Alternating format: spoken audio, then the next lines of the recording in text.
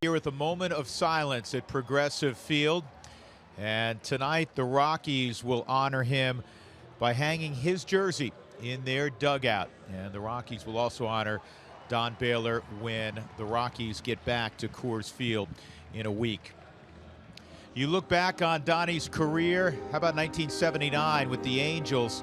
He was the MVP of the American League. Got to pour champagne late in his career in '87 with the Twins. And then, of course, in '93, he was named the first manager of the Colorado Rockies. 6 seasons as the Rockies skipper, on to Chicago, where he was their manager. And he came back to the Rockies in 2009, 2010 for Clint Hurdle initially, and then Jim Tracy as their hitting coach. He had a marvelous, marvelous playing career. 19 seasons with 6 different clubs, one of the great leaders in the game during his time, over 300 home runs. Not only did he steal bases, particularly early in his career, but you did not want him bearing down on you when your team was trying to turn a double play. He had a great impact on the game, whether it was as a player, in the clubhouse, off the field as well. And somebody who has a great perspective on Groove as a man is my partner, Jeff Houston, because he was very fond of you. He wanted you to play for him with the Colorado Rockies, and you finally reunited back in Chicago when you did play for him. Yeah, and an honor it was to play for Groove, and that was my last year in the big leagues, in his first year managing in Chicago. And there's not many guys in this game that you revere and look up to as far as a guy that was a leader, but was also a friend of yours and treated his players like human beings and before they were a baseball player. And that's the way Don was, and it still chokes me up a little bit to talk about him, but he is a wonderful man. We're going to be missed, or he's going to be missed by me and many in this game for sure. Yeah, and I'll tell a quick story. I remember talking to him in the dugout one time, and Dante Bichette, who he was very fond of. Dante walked by for batting practice, and Dante had the big guns, right? Yeah. And he was wearing a sleeveless shirt, and Groove just had presence. He saw him peripherally. He didn't even just look at him. Saw him peripherally. He said, "Dante," one word. And he went like that. Dante did an about face, went back to the clubhouse, and put on something more appropriate. It was about playing the game right in every sense of the word. And it didn't matter who you were, how much time you had in the game. He expected you to go out there and play hard. That's all he asked of you, is go out and play hard, respect the game, and then at the end of the game, whatever happened, happened. But you knew when Don said something, you listened. Absolutely. Don Baylor gone way too young at the age of 68 after a gallant 14-year battle with cancer.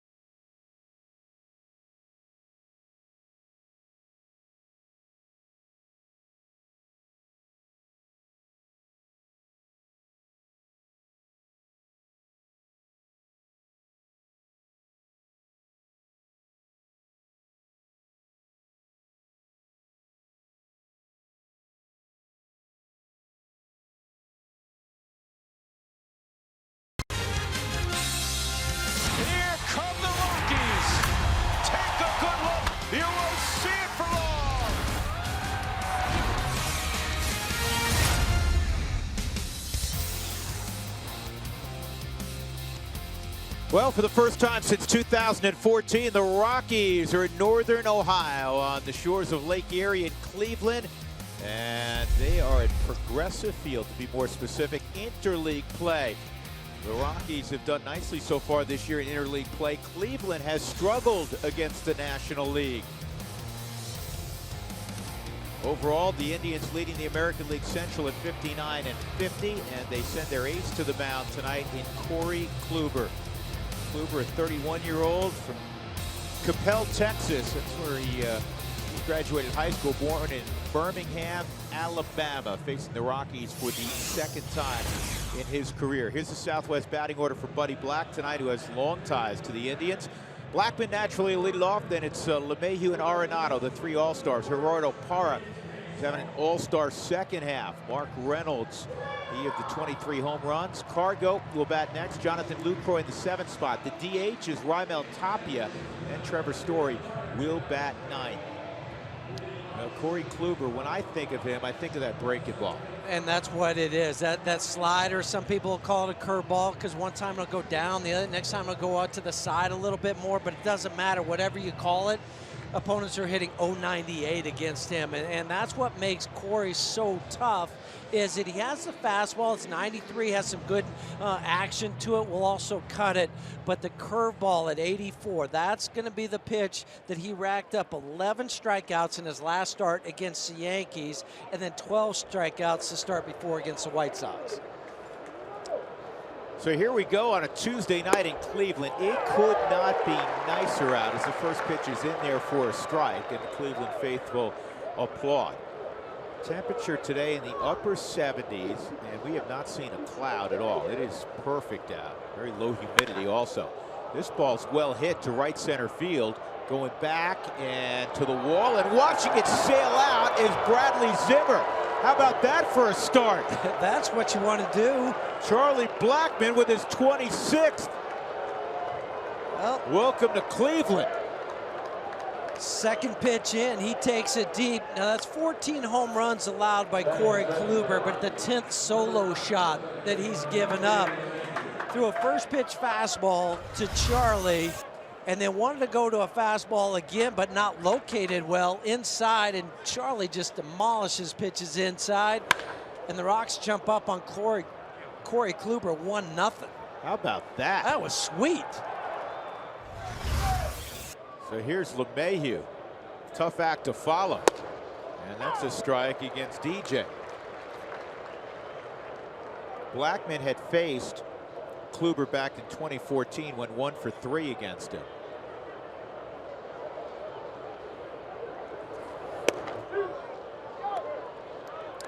Held his swing, 1 ball, 1 strike. Leadoff home runs, that's the 27th of Blackmon's career. He's a whole lot younger than the 3 guys in front of him. This ball sharply hit, and this will get through the right side. So Corey Kluber gives up a home run and a base hit in his last outing. That's all he gave up was 2 hits. And now 2 batters in, it's 2 hits. And you got Nolan coming to the dish. Here's the defense for Cleveland tonight. As you look at Jose Ramirez having another terrific year. He's the 3rd baseman. Michael Brantley, real solid player in left field. Zimmer in center. Former center fielder Austin Jackson, he's in right. Lindor's a terrific young player, as you know. Jason Kipnis just got healthy. Carlos Santana at first. Jan Gomes is behind the plate. Cleveland, an upper 3rd team defensively. They're 6th in the American League, 10th in all of baseball, to your point. Outside on Nolan, ball 1. So Nolan sitting on 98 RBIs, way out in front of everybody else in baseball in that rather important department.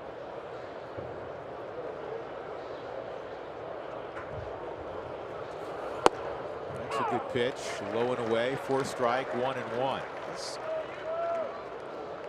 Well, Charlie just scored his 100th run. This was a milestone home run. Yeah, because it's his 100th career home run. Traveled 393 feet. It's a good park to hit in, isn't it, Huey? You played a lot of games here. Yeah, and the backdrop is really nice. I always liked the setting. When you stood at the plate, you felt like, boy, I can really pick up the baseball. You see the bushes back there. Even the parking garage that they have way out there is covered in some green mesh, so you don't ever lose. Yeah, you don't ever lose sight of the baseball. You made a very interesting observation when we were watching batting practice today. We'll get to it in a moment. 1 ball, 2 strikes. Nobody out, 1-0 Colorado. DJ at first. And that breaking ball count. And did he hold up? Oh. No. They ring him up at first. Doug Eddings said he went around. Let's give us a better look on the side swing. That's probably borderline at best. Nolan doesn't quite agree with it. Doug Eddings said yes. I think it's got to be one of the hardest calls for first and third base umpires. I agree. Getting back to this ballpark, you had said as Parra steps in, this park opened for business in 1994, and it's gorgeous. It really is a beautiful park. Love coming here, but the room behind home plate is larger than the newer ballparks. And that's where you'll see some outs being recorded on pop-ups behind home plate. Because now, I mean, look at all that distance, even with the dugout suites that they have down at field level like they do in Angel Stadium out in LA. But that is a good extra probably 15 or 20 feet than what you see at any ballpark now. 1 ball, 1 strike on Parra. Gerardo, since the All-Star break, hitting .414, and he's slugging .614. The only player who's hit better since the All-Star breaks, the diminutive second baseman for the Houston Astros, who gets like 3 hits every night. Doesn't he, though? He is so much fun to watch. Altuve. 1-1. Parra gets turned around. Rockies hit early today in addition to hitting before the ball game. So there were a number of guys out here around 2 in the afternoon, including, and maybe somewhat surprising, Gerardo Parra, because, you know, Parra's killing it. Right. And Cargo was out, Trevor Story was out, and all the guys that you usually think Pat Valaika, Alexion Marista, Ian Desmond, they were out early, but Gerardo said, I need to make sure I stay sharp. Down and in goes Kluber again, 2-2. And what makes Kluber tough is where he stands on the rubber. I mean, there's barely 3 inches of his right foot that is connected to that rubber. And so he can work the ball inside to left-handers. He can run it away to the lefties. Lefties hitting 211 against Kluber. Right-handers 193 because he can pitch away. There's so many things he can do with the baseball. Blocked by Gomes, lost track of it momentarily. No advancement from LeMahieu, so it's 3-2. Put DJ in motion or no? Yes, I do. I do. I mean, you got to try to pick up anything you can on Corey Kluber. Since he came off the DL on June 1st, opponent's hitting 172, a 177 ERA. I know Charlie jumped him for that first run, but you got to try to maybe manufacture some here and there.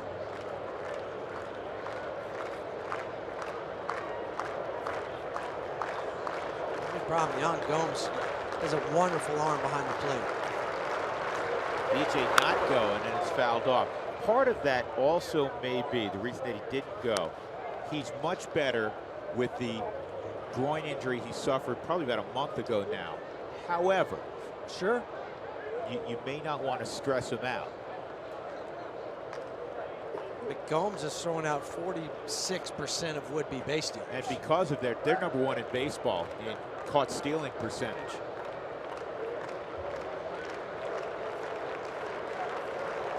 So here we go, 3-2 again after a couple of shakes. Good swing by Parra. Gerardo in interleague play this year is batting .500. That is second to guess who? You'll never guess. Charlie? No. Nolan. No. Look at your screen. Oh. I was just trying to guess off the top of my head and not cheat. Jose Altuve. If you guess Altuve, that's in basically any category, you have a pretty good chance of being right. Another 3-2. Called strike 3. No argument from Carr. He painted away on the Subaru strike zone. So there's 2 outs, and that'll bring up Mark Reynolds. It's probably a good thing then that DJ didn't run. That would have been a great pitch to throw on also. Little up, just about belt high, but right out of the hand on the Subaru Supermo. And he spots it exactly where Jan wanted it. So Mark Reynolds will take his turn. 2 outs, a run in. Marcus faced Kluber 3 times, 0 for 3.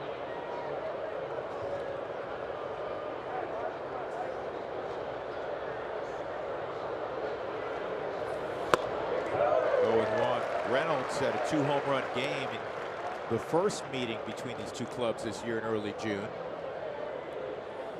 Just a moment ago, we saw that 90-mile-an-hour fastball. That's a little cut fastball that he has, because his normal 4-seamer will be anywhere from 93 to 94 miles an hour.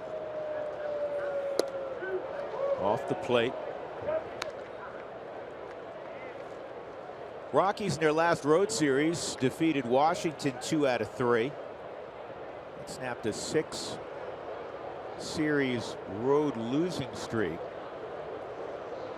29 and 27 out on the road so far this year.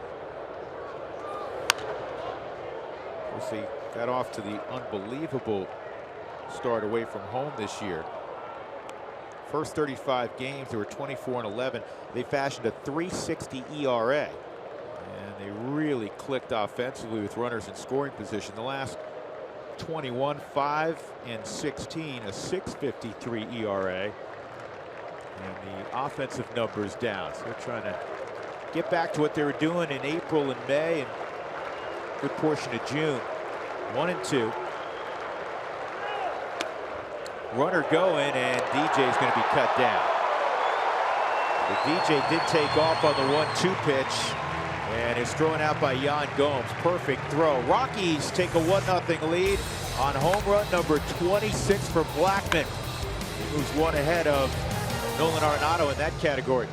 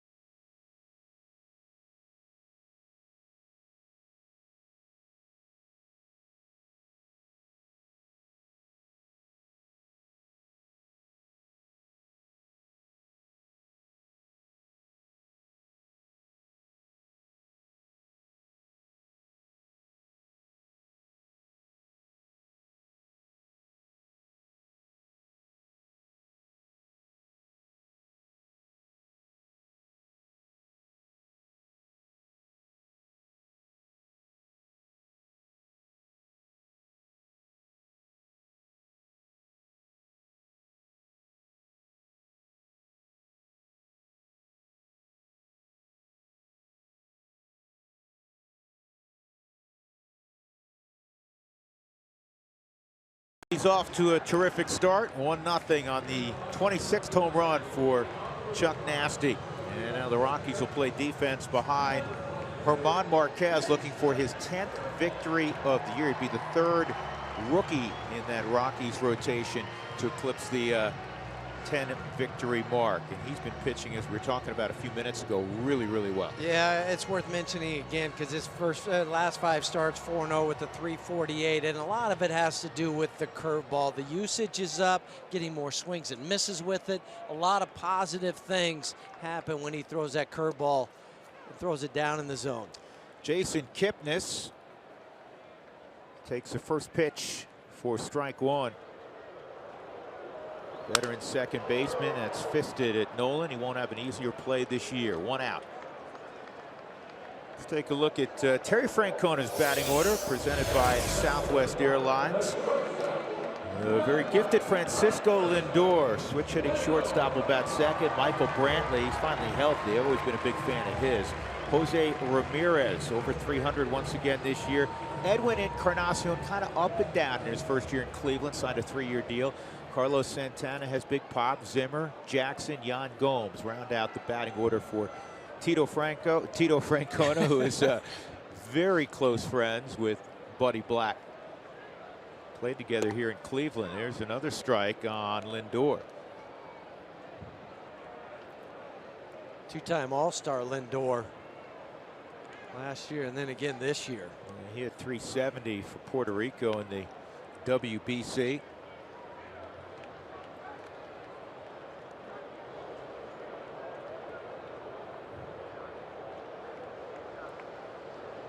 He's hitting just 238 from this side of the plate. That was a little more difficult play for Nolan, but he handled that one also. Still an out. 2 outs. Well, since we're talking about Nolan's glove, which is gold and will be golden again at the end of this season, I am sure. Be 5 out of 5. Here's the Rockies defensively. Para, Blackman, and Cargo in the outfield. Cargo will DH tomorrow, and Tapia will play right field in the afternoon game. Arenado, Story, LeMahieu, Reynolds, and Jonathan Lucroy behind the plate. So with 2 outs and nobody on, here is Michael Brantley, and he takes a strike.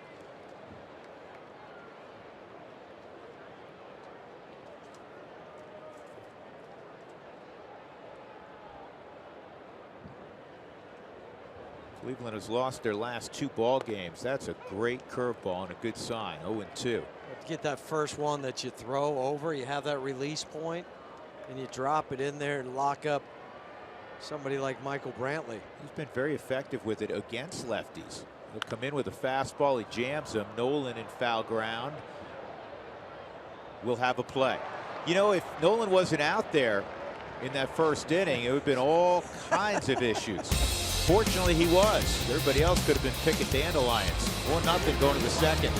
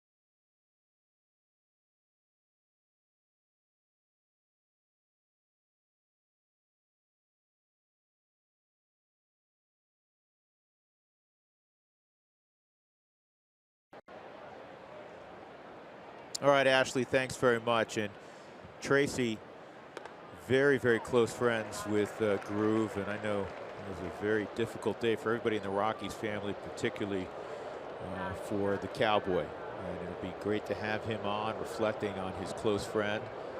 Here's the 0-1 on Reynolds. He gets to continue his at-bat. And he's behind 0-2 very quickly. He was at the plate when DJ on a 1-2 pitch was cut down, trying to steal to end that top of the first. Rockies up 1-0 on the Blackmon home run.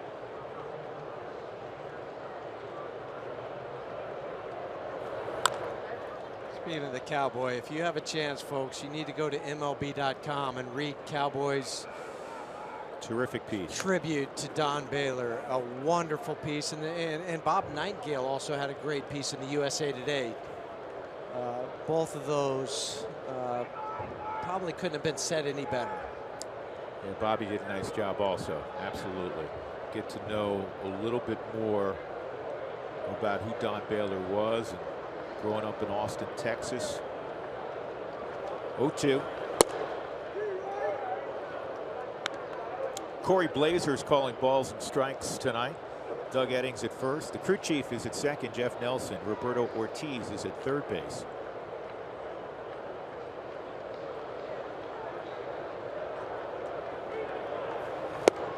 That's a nasty slider right off the plate, and that is 3 strikeouts, 3 in a row, in fact, for Corey Kluber. This is the statement from Dick Monfort yesterday. Our thoughts and prayers go out to Becky and the entire Baylor family. Don was instrumental in the creation of the Rockies, and in his 2 stints with the club, he left an impact on each and every one of us. He was a big man with an even bigger heart, a friend of so many. His persona will be a part of our club heritage forever. This is a sad day in Colorado and for all of baseball. And that, as Cargo swings and pops up the first pitch. That was very well put, because I think it, as best you can do, summed up some of the impact that Don had, because it went way beyond Don as just the leader in the dugout. He was the perfect first man to lead the Colorado Rockies. And of course, they set history, baseball history, when in just year 3 they went to the postseason as a wild card. Yeah. That was the fastest an expansion team at that time had ever gotten themselves to the postseason. But if there was anybody that could bring a collection of players together in an expansion time and an era, it was Don. And I know my wife, Wendy, has the utmost respect for Becky Baylor, and our thoughts go with Becky Baylor as well. And Donnie Jr. And they had a great bond, because you would rarely see Donnie after ball games, and Becky, you know, Becky was always there. Always there. Traveled with Groove. Yep. What a wonderful, wonderful lady. Lucroy bounces this one to Ramirez, and he'll throw out Jonathan. A 1-2-3 second inning for Corey Kluber. 1-0 Colorado, middle of 2 at Progressive Field.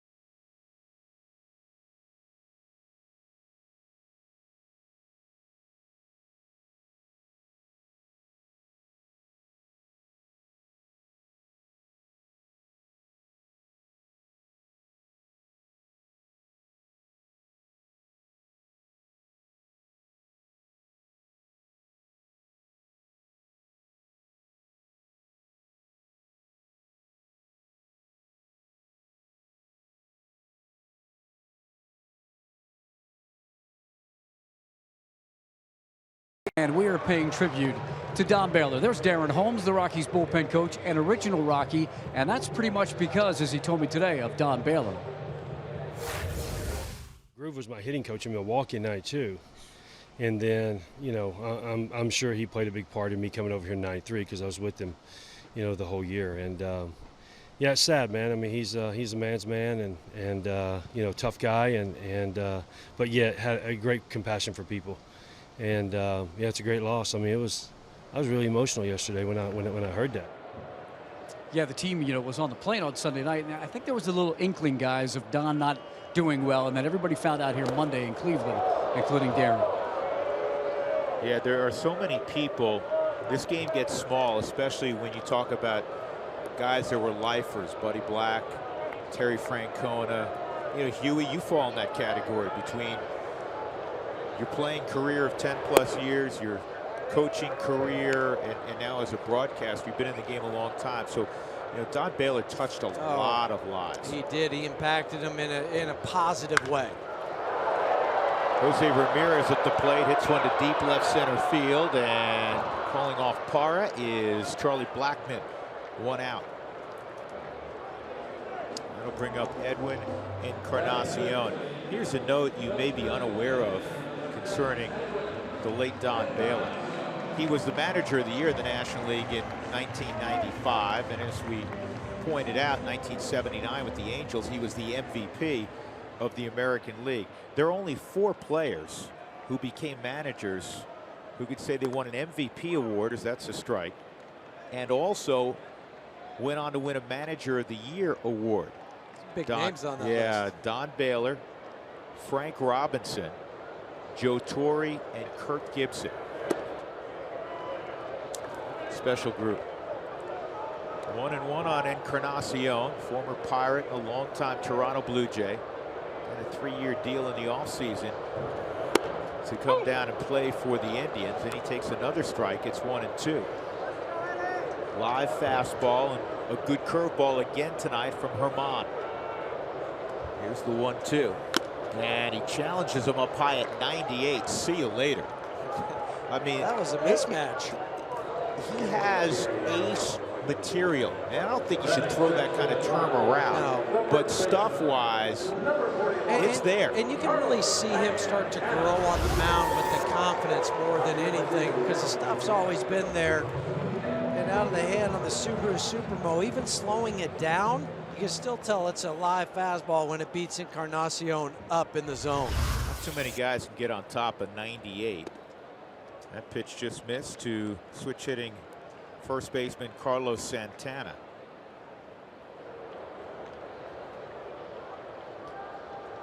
So we're over at the Rock and Roll Hall of Fame today.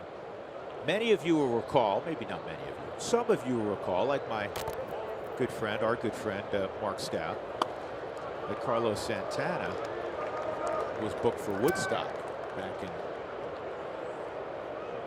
'67. Really? Yeah. 69. I say 67, 69.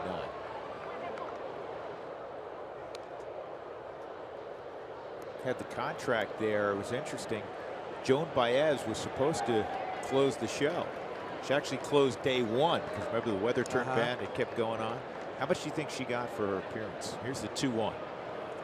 That ball lined at Nolan. Everybody finding Nolans. Another 1-2-3 inning for Marquez. Keep hitting it to him, because you're going to be out. 10 grand. That's it. 10 grand. 10 grand. Back at 69. Rockies up 1-0.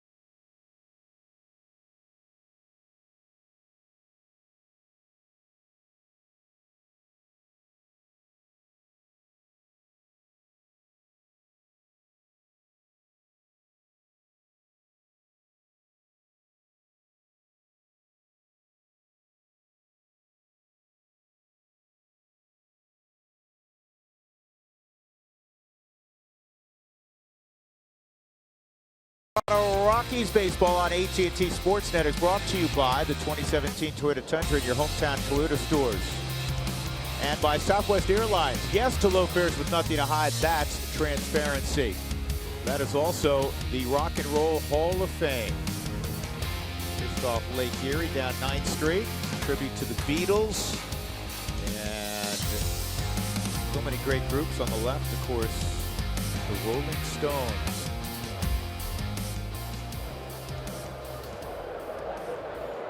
Raimel Tapia batting 8th. He's the DH tonight. And he looks to bunt, pulls it back. It's in there for a strike. Kluber gave up a home run to Blackman to start the evening. Then DJ a solid single to right. He got Nolan Gerardo Parra to end the inning. There was also a caught stealing in there when Reynolds was at the plate. He had a 1-2-3 second. Tapia loops one to left, and coming quickly is Brantley. Off the bat, I thought that would drop, but Brantley got a good jump. It was too. We're talking about Woodstock. And got me thinking that Doug should have been at Woodstock, right? Yeah. I mean, if anybody's going to go to Woodstock. Yeah, well, he was 3 months old at the time, and his mother would not allow him to go. It's still kind of a point of contention still, isn't it?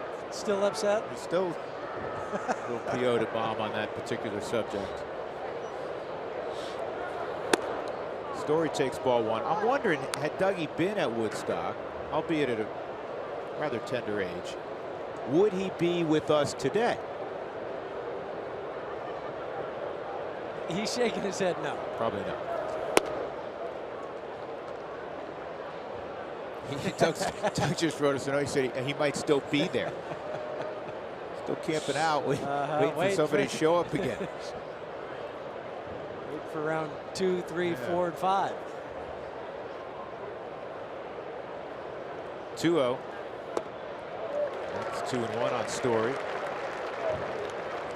When you break down Trevor's hot zones and cold zones, and what we'll refer to the hot zones is where he's hitting above league average, in the cold zones where he's hitting below league average. If the ball's down, whether it's in, middle, or out, there's a strike.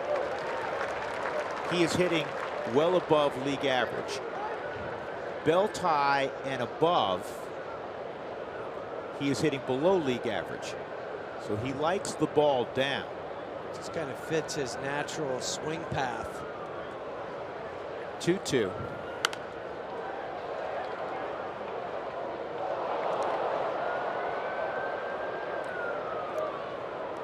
That's when you get into the danger zone with Kluber with 2 strikes. He's got the cut fastball. He's got the slider. And it's not just the fact that his slider. Here it is, 3-2. It's not just that it has great east-west movement. It has depth also, and he commands it. I think that's the bottom line, is the command of it. Some guys have a great one, and it'll be 1 out of every 2 or 2 out of every 4. But he seemingly can do it every single pitch. 3-2 with 1 out on Story. And that's fouled off.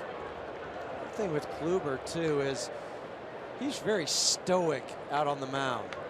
So you can't tell if anything is bothering him. I mean, he has the same demeanor. Now, he doesn't usually get beat very much, but he has the same demeanor whether he's losing by 2 or winning by 2. In this case, losing by 1. You can't just tell. He just looks like. That's what you want. Yeah. Boy, that was left up. That was a mistake. We talk about him always commanding the slider. That was a hit-me slider in the middle of the plate, and Trevor's going to go back to the dugout saying, man, I shouldn't have missed that one. Boy, see on the Subaru strike zone, it was the 8th pitch of that at bat, up in the zone, a hanger, and he just worked underneath it. You just watch the bat toss after he's done. But you talk about the ball being up just a little bit. That's the one that's still with the bat path, just can't quite get to it. Kluber knows he got away with one. Now Blackman, he didn't get away with one against Charlie in the first inning. Blackman hit one out to right center, his 26th home run of the year.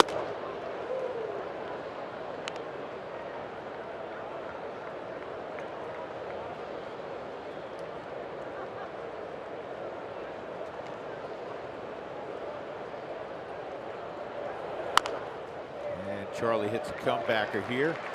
And Kluber has another 1-2-3 inning. He has retired 8 in a row. Rockies have a 1-0 lead. German Marquez has been outstanding.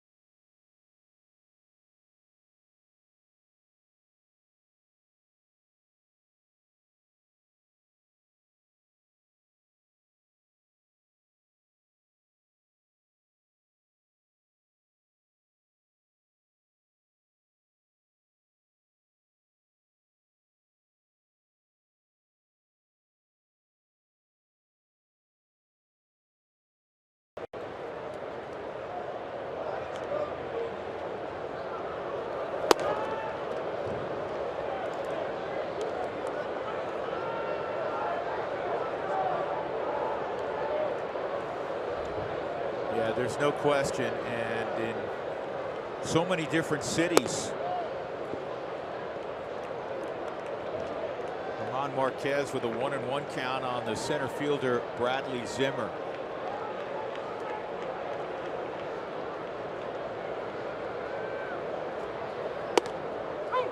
Here's a strike. I'll tell you somebody else that Donnie touched and talked about it today.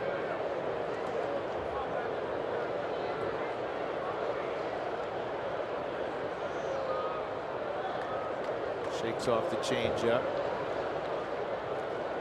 Carlos Gonzalez told me this afternoon that he says about 80% of who I am at the big league level is because of Baylor.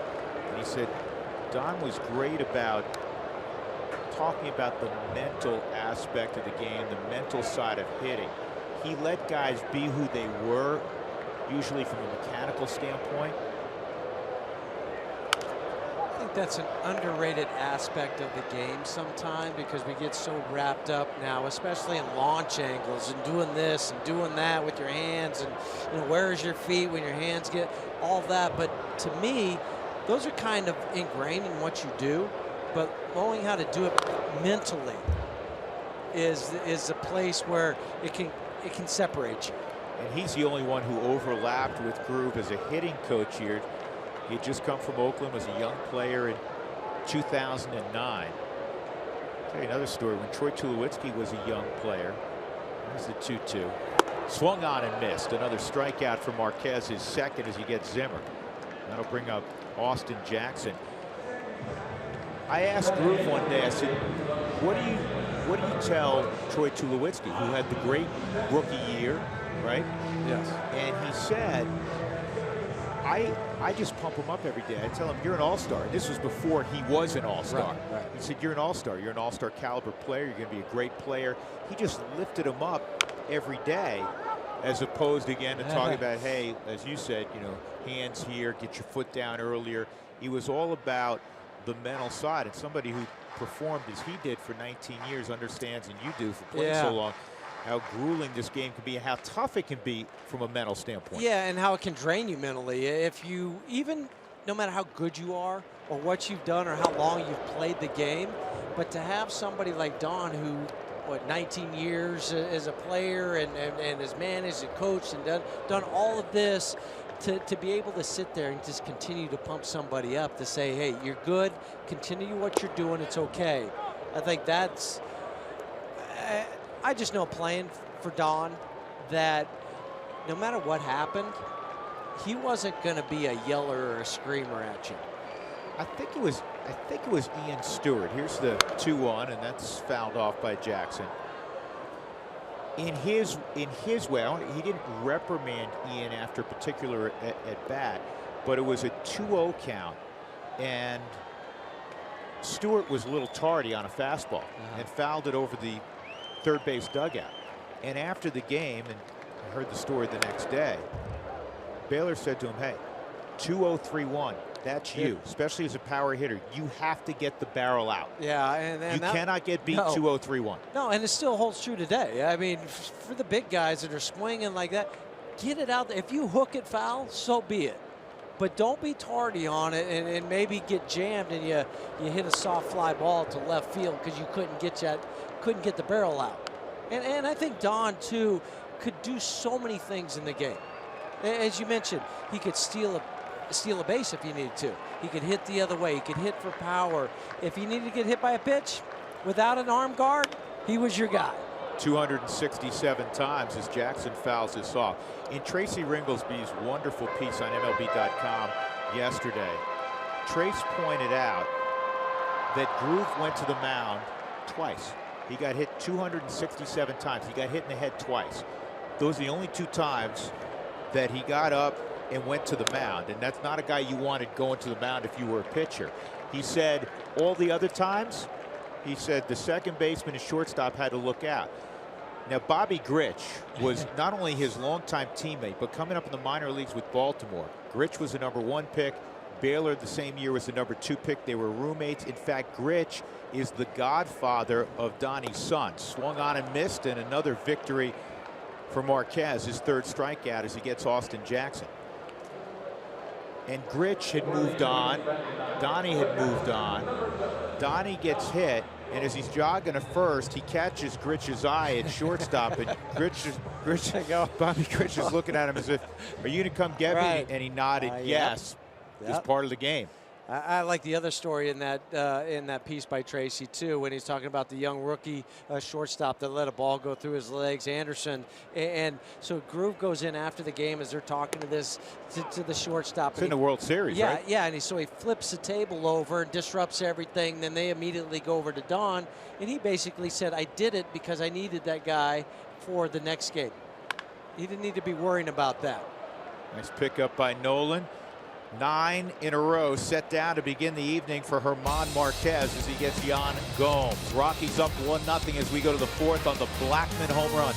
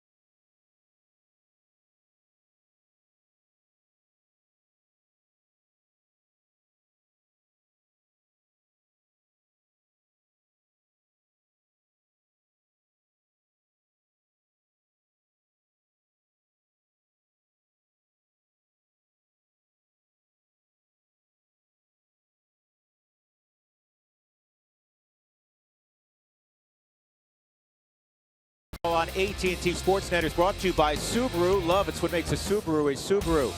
By the Lodge Casino, your first choice for fun.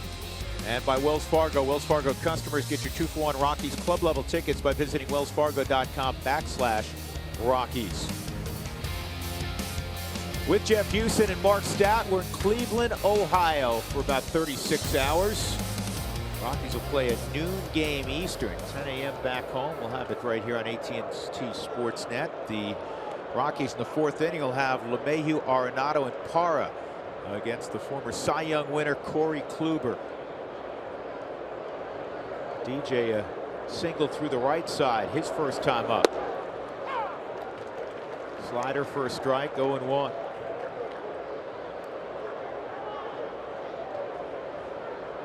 Kluber in his Cy Young year had a 2.44 ERA in winning 18 games against 9 defeats. This year he's at 2.77.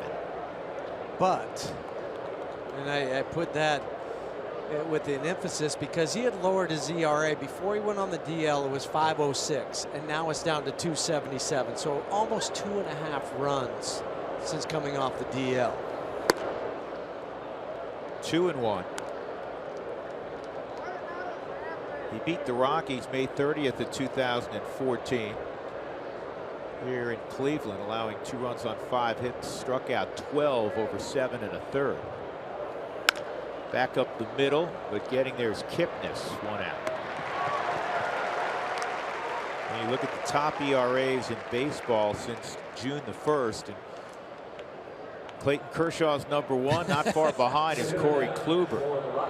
And that other dominant pitcher in the National League, Max Scherzer, is #3 on that list.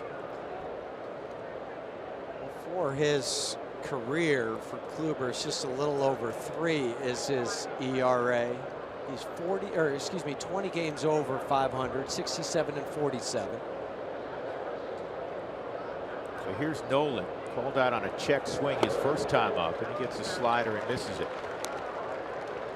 Nolan's hitting 8 straight games. Buddy Black knows a little bit about Corey Kluber because Buddy was the manager of the Padres when Kluber was selected out of Stetson in the 4th round. Stetson, the same one that Jacob deGrom later came from. Same school. And he said, I remember seeing him a little bit on backfield. He was never in big league camp. And it wasn't as if he was setting the world on fire. He had a nice delivery, 1 and 2. And the Padres, in a 3-way deal, in which they picked up Ryan Ludwig from St. Louis. Kluber was one of the guys who ended up in Cleveland. Yan Gomes going to make the catch, 2 outs.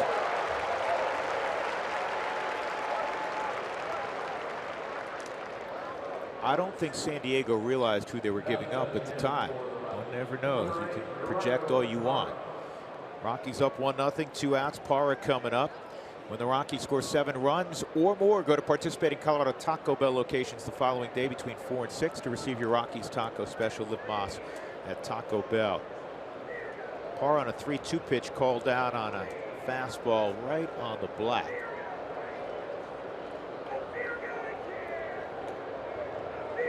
Ten in a row set down by Kluber after the LeMahieu base hit. That's a strike. Parra in his career 17 for 31 against the Indians.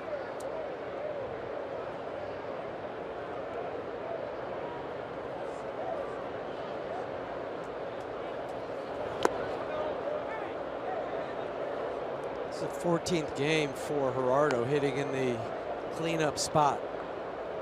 381 with 11 RBIs so far. Buddy was asked about that today, and he said he may not be the prototypical cleanup guy. He said, but the way he's swinging the bat right now, that works well. Well, it works well, and you also have that left-handed bat in between Nolan and Mark Reynolds, so it makes managing a little bit more challenging. And when you're talking about, especially for Tito in Cleveland, because they only have one left-hander out in their bullpen. know, they're missing Boone Logan. He's on the disabled list, and they're missing. This ball is hit hard to center field. Zimmer comes on and makes the catch. That'll end the inning. And of course, they're missing Andrew Miller as a knee injury. He's on the DL also.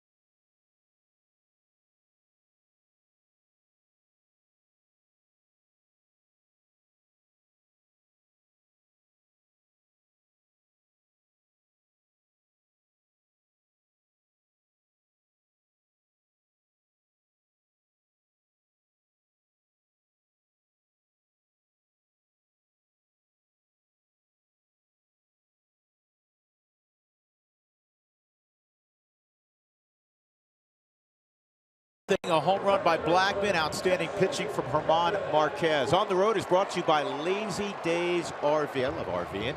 Rockies tomorrow. We'll be on the air at 9:30 in the morning with our pregame show. Thursday's another off day. Strange week, 2 off days, and then it's South Beach for 3 days. Jason Kipnis takes a breaking ball in. He was jammed his first time up and hit a little flare at Nolan. It's been a rough year for Kipnis. He's been injured. Numbers are down, Huey. Yep, hitting .229 this year. He's had a shoulder, a right hammy, or a hamstring. Last year he hit .275. The year before he hit .303. He's around a .270 lifetime hitter.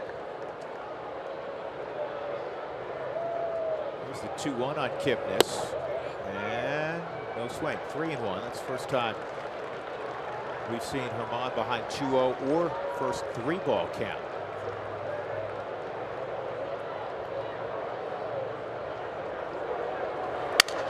And another broken bat, and DJ will glove it.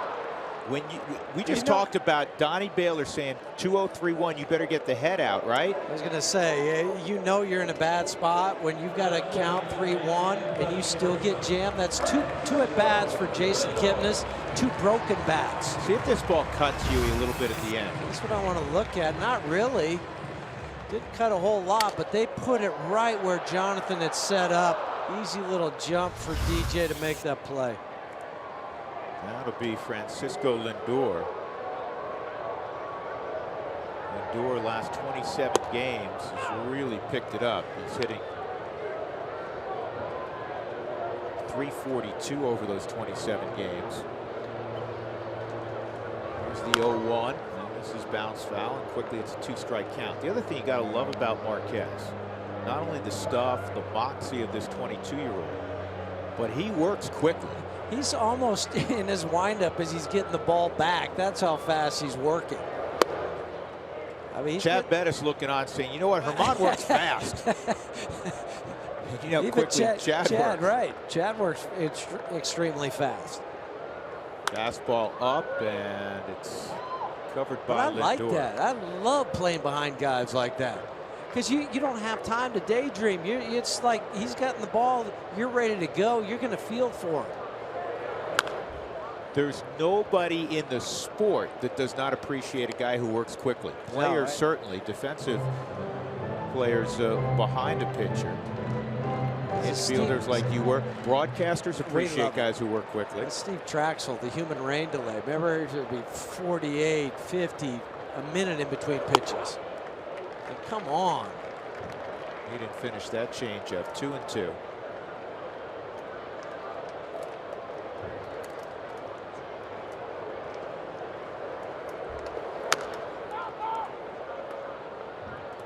I can't wait to talk to Jonathan Lucroy later on tonight or tomorrow about Marquez and his stuff and his first impression. It's a whole lot of fun for a catcher. And again, he held up, so it's 3-2. 1 out in the 4th. 10 in a row retired by Marquez to begin the evening. We've seen him do that before.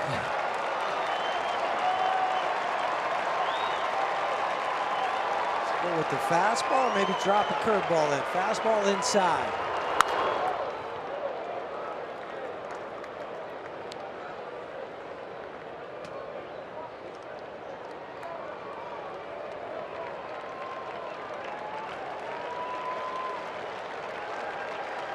Tenth pitch of the at-bat.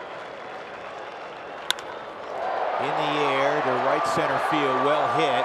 And this one's going to be off the base of the wall. So the first hit of the evening, a 1-out double by Lindor in the 4th.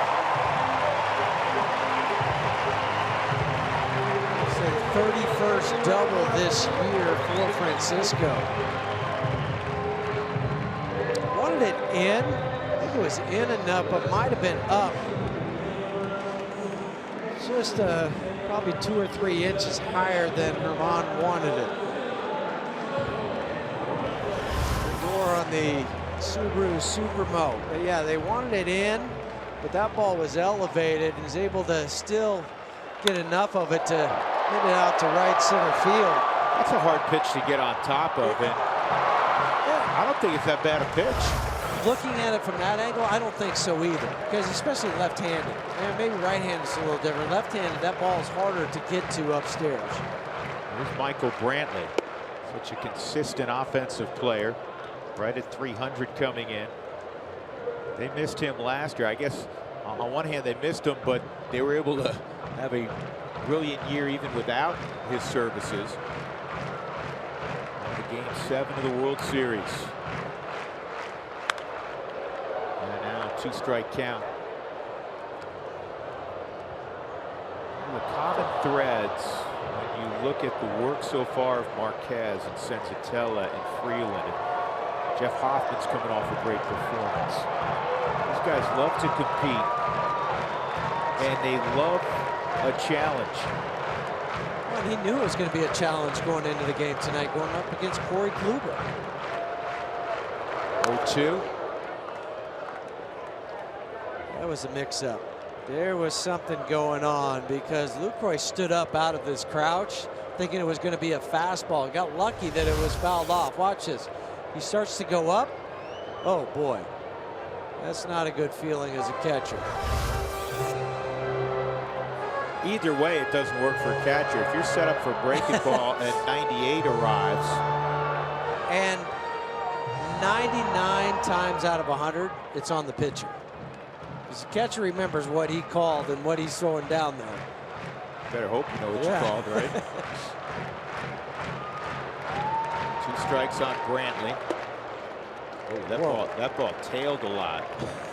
That was not a cross-up. That just had great movement. Lucroy did well to hold on to that. Let me tighten up this batting glove. Yeah, that had some run on it. Tailing fastball.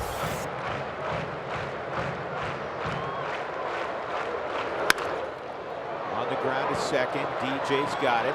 2 outs as Lindor goes to third.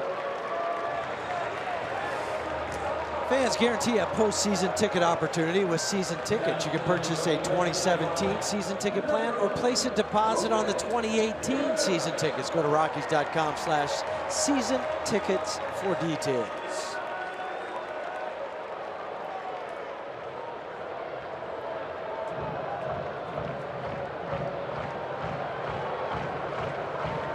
Jose Ramirez, batting .317. Ramirez hitting .337 at home the last year and a half, and he takes strike one. Not much difference in the splits for Jose. 320 from the left side, 311 from the right side. He's currently third in the American League in hitting. Marquez with 2 outs, trying to keep Cleveland off the scoreboard. 0-1, he went. And Roberto Ortiz, more importantly than our opinion, agrees. 2 strikes.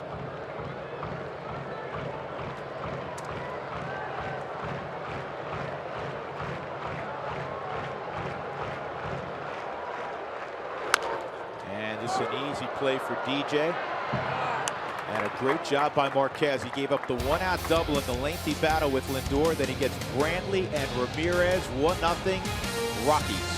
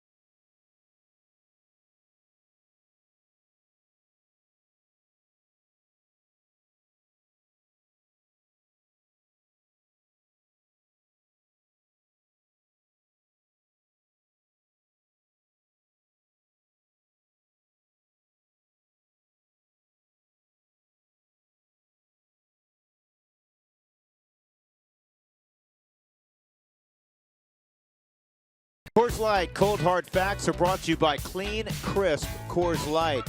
Check this out. Corey Kluber, consecutive starts with at least 8 strikeouts in a single season since 1913. He's done it 12 in a row. There's only 3 other players that can make that claim. Randy Johnson did it 4 times. Pedro Martinez did it twice. Nolan Ryan, your former teammate and good friend, did it once back in 1977. Kluber tonight through 4 innings has 3 strikeouts. They came in succession. The final 2 outs of the first inning, and the first out of inning number 2 against the man who's at the plate now, Mark Reynolds. Reynolds, Cargo, Lucroy. Rockies up 1-0 on the Blackman home run leading off the ball game. Reynolds, his last 7 encounters with Cleveland pitching, has hit .409 with a couple of home runs. Those 2 home runs came in the same game when Cleveland was in Colorado. 1-1.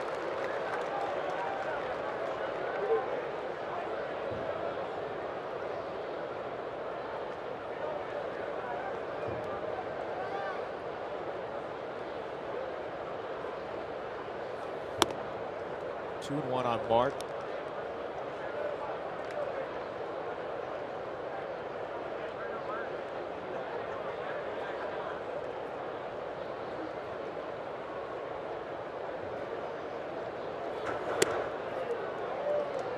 A lot of body movement, but the bat didn't cross home plate. 3-1. If you're Mark, you're looking away. Don't even worry about anything inside, because Kluber likes to pitch outside to right-handers, to his glove side. That's why he stands so far off on the first base side of the rubber.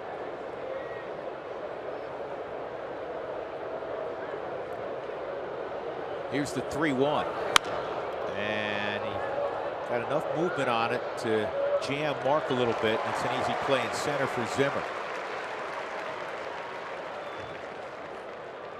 That is 12 in a row retired by Kluber since giving up the base hit to DJ that was preceded by Charlie Blackmon's home run. Oh, And what happened to I didn't Michael even see Brantley? that. Oh, this isn't good. Ball gets hit. He took one step. And Oh. he looks like he pulled something. Bradley Zimmer talking to him, and he obviously hurt himself fairly significantly. There he is, left of your screen, and he just pulls up.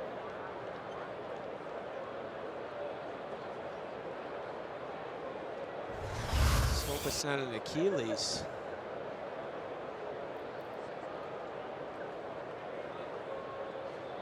Terry Francona going out. Brantley's battled so many injuries, Huey, the last couple of years.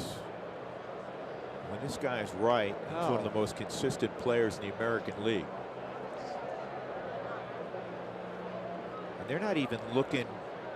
I think they are looking at his Achilles. No, but you know, they're being really careful. Yeah. Boy, you hope it's not that. I know.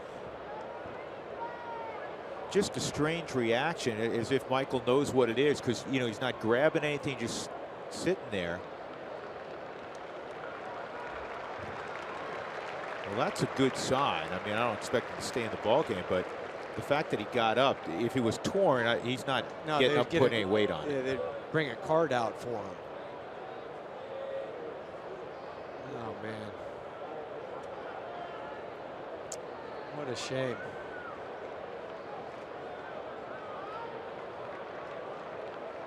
Well, again, the good sign is that he's putting plenty of weight on it.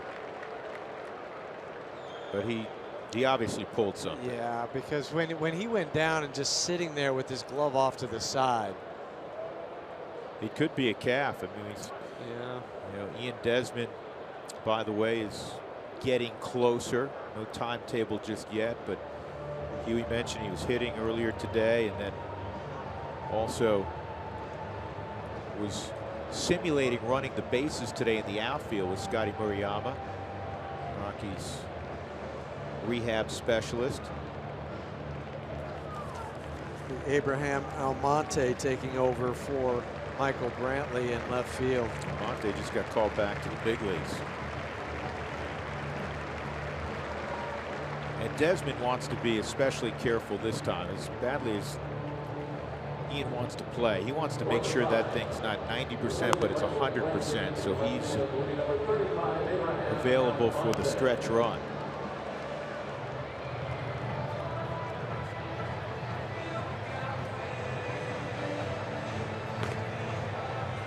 I don't remember the last time I saw a guy get hurt when he wasn't, the primary defender on the play. But you could moving tell in the direction. Immediately after he took off, maybe the first or second step, and then he just shut it down and then sat down. What a shame. Michael Brantley's been injured so much, and such a great player.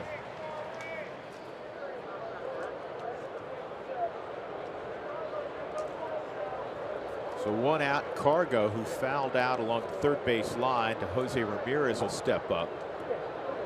Rockies a run on 2 hits. There's 1 hit for Cleveland. Cargo has faced Kluber one other time. That was in 2014, and he homered against him. And again, that was the Cy Young season for Kluber.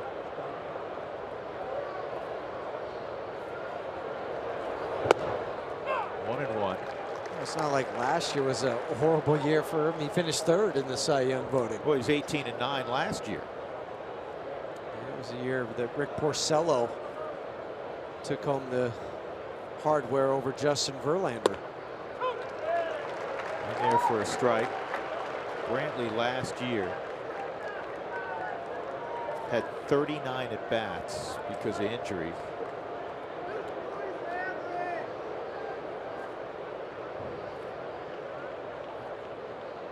One and 2. And that is a dirty pitch. That's strikeout number 4.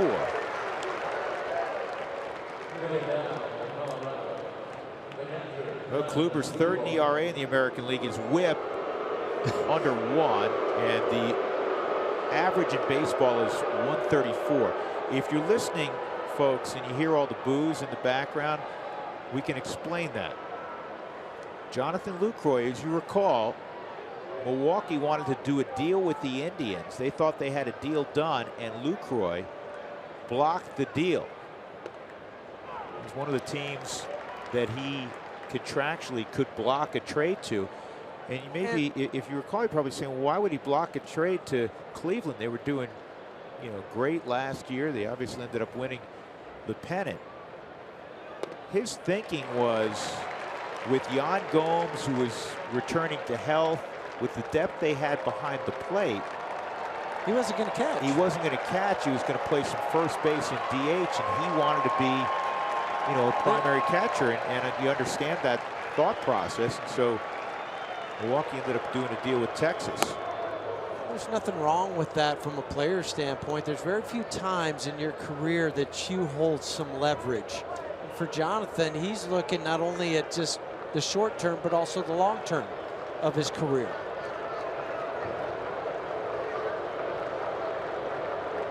1-2, and Lucroy strikes out. That's 5 strikeouts.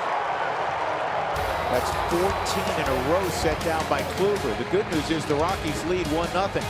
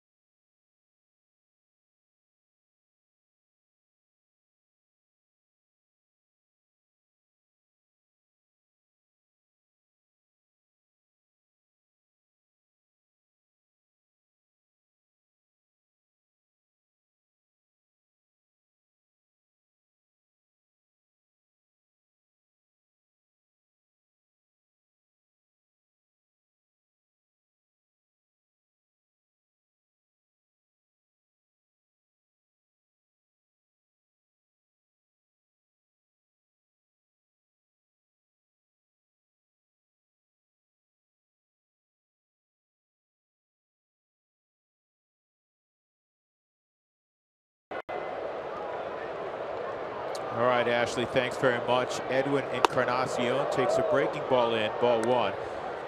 He struck out on a 98-mile-an-hour fastball in the 2nd inning. 1 hit came last inning for Cleveland, a Lindor double. And he beat him on that fastball. It's 1-1. Encarnacion's the only player in big league baseball who has hit 30-plus home runs in each of the last 5 years. He's got 22 this year. 2-1. He just kind of stands at the plate, looking like one of those guys in the softball league that's just raring to hit that home run. That's all he's trying to do. 2-2.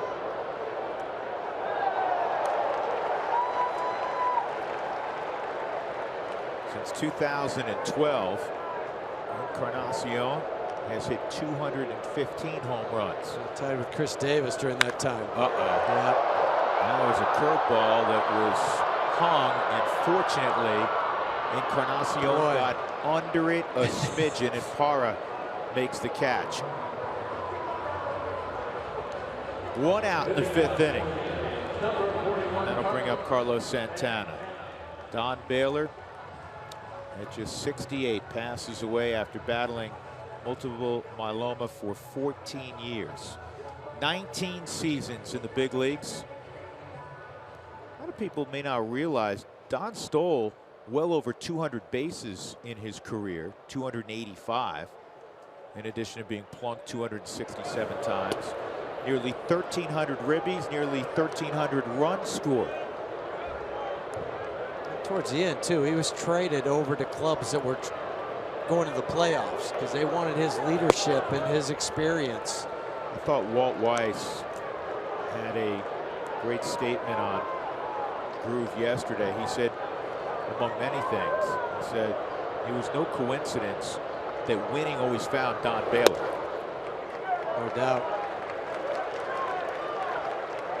3-0 on Santana, the first 3-0 count of the ball game for Marquez. Turn him loose. I talked to George yesterday, George Frazier, our good friend and former colleague, and George was on that '87 World Championship Twins team with Baylor. It was a tough day for George yesterday. It's a base hit for Santana.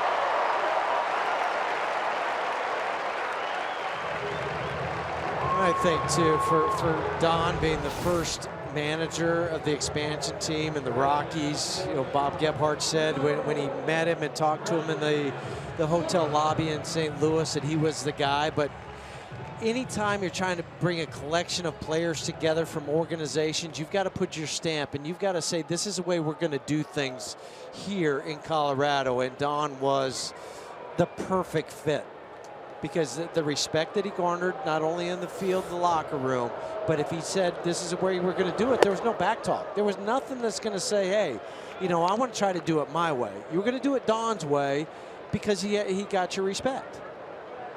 There are few people that can walk in a room and without saying a whole lot command the kind of respect that Baylor did, and yet this is looped toward LeMahieu, 2 outs, and yet be universally well liked. But yeah, it wasn't a command respect out of fear. It was command respect because he had earned it. Sure.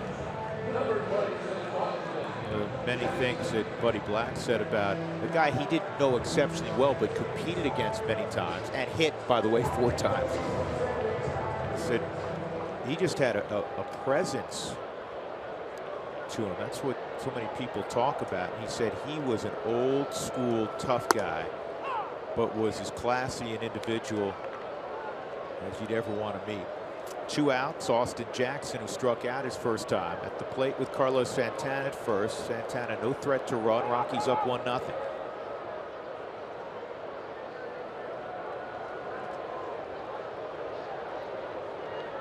Jackson was down recently with a quad injury.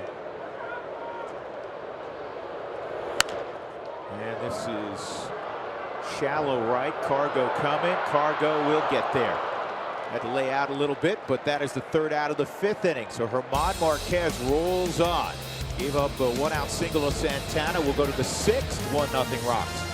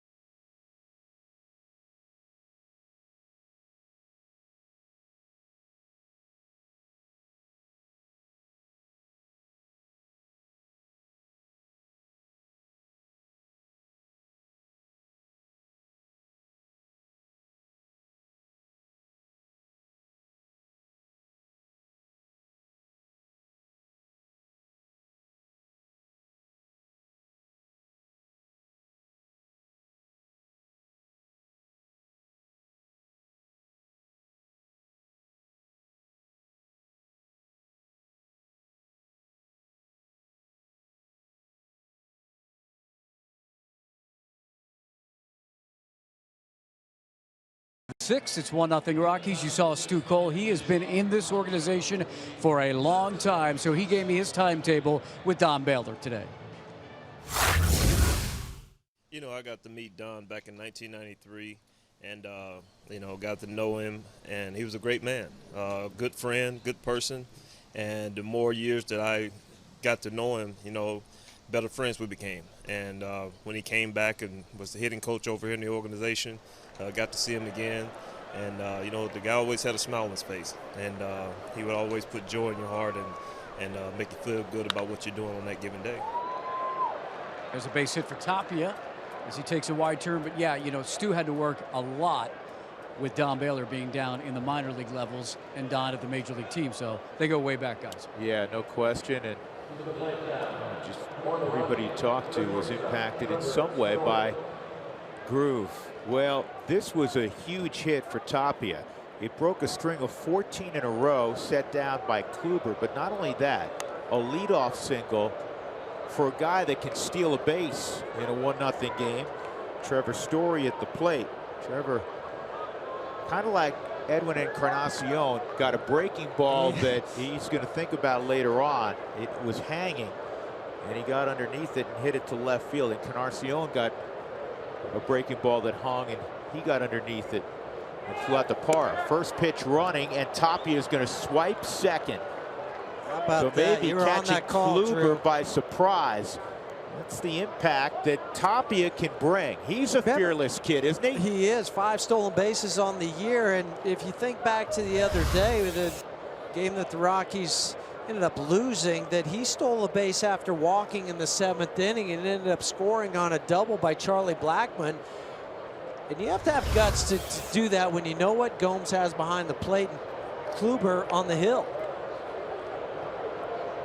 1-0 and a swinging strike, 1-1, and you know, we talked about it a lot with Trevor, and he knows this. He's grinding away, but he's got to find a way in such a tight ball game to move Tapia here. And maybe even with 1 strike, a way to do it is drop down a bunt. Yeah, we saw him with a beautiful bunt the other day for a base hit.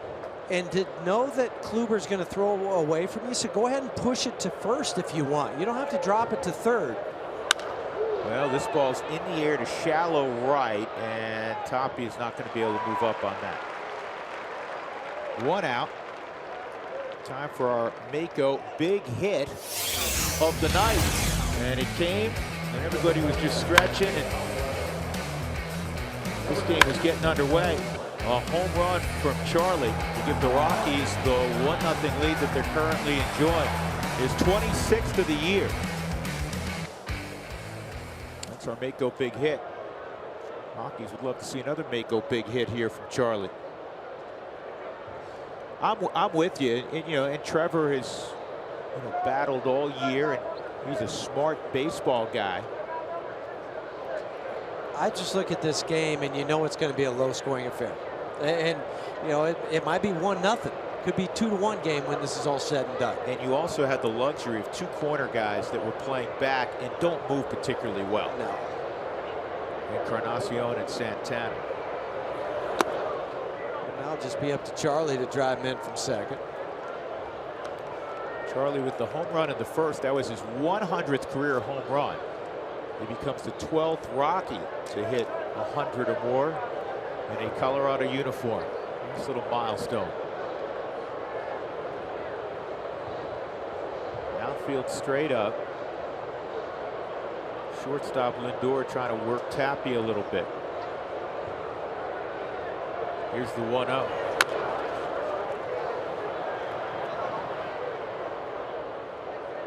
Charlie the other day in the 9th inning had 2 runners on, grounded out to end the ball game as Philly came from behind 3-2 to win with 2 in the 9th against Greg Holland. Only the 2nd save blown by Holland all year.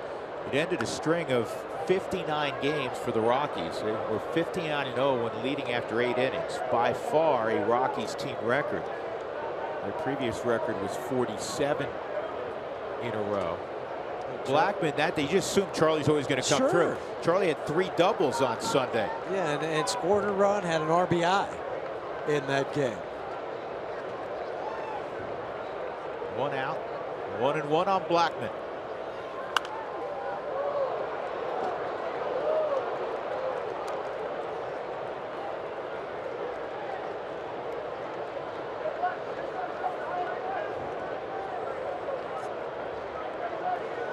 that stolen base by Tapia. That's 41 for the club.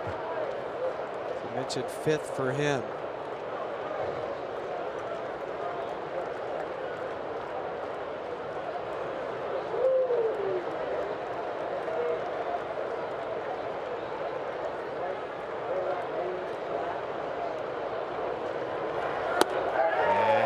Swings and misses, and that is the 2nd out. Rockies baseball is always live with the MLB.com at Bat mobile app. Stay connected all season with video highlights, stats, news, and more. So with 2 outs, LeMahieu will try to come through. He has one of the Rockies' 3 hits. Sharp single on the ground through the right side in the 1st inning. There's one minor flaw with Corey Kluber. It's 2 outs and runners in scoring position. Guys are hitting .317 against him. I mean, not much, but you'll take anything you can get against Corey. DJ seeing him for the 3rd time.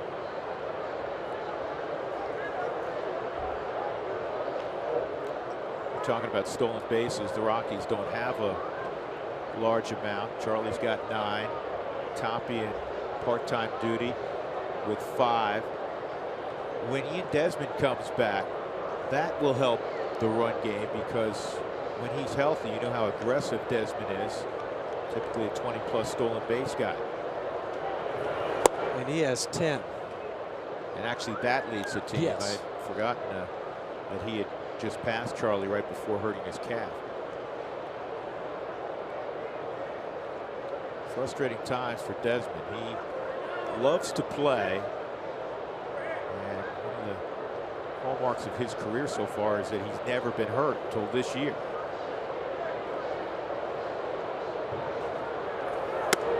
(2-0) for LeMahieu.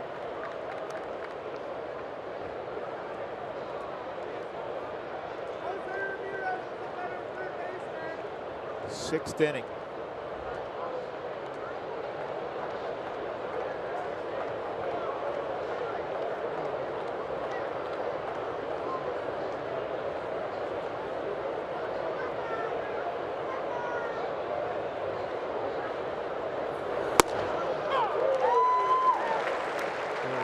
Cut fastball at the top of the Subaru strike zone. That's the pitch number 3.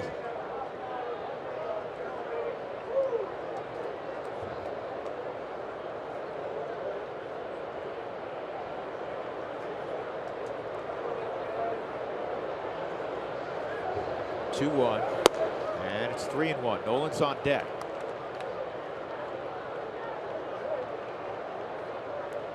Rockies 49-16 when they score first. And despite the loss on Sunday, still 14-7 in 1-run games.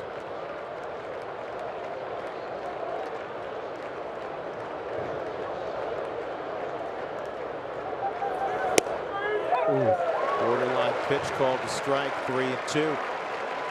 Well, it was borderline in the Subaru strike zone. Just had some movement coming back. But you know what? Listen, we've been advocating that pitch should be called a strike. It was a great pitch. Yeah. DJ had no argument with it. 3-2.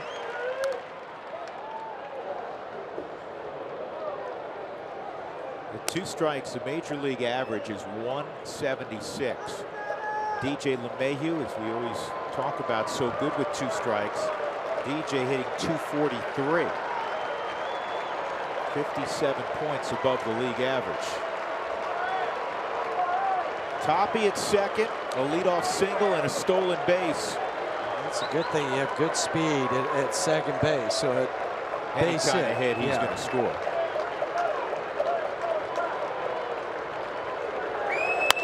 And it's a ground ball to short. Lindor's got it, and the Rockies unable to get Tapia around. 1-0, middle of 6.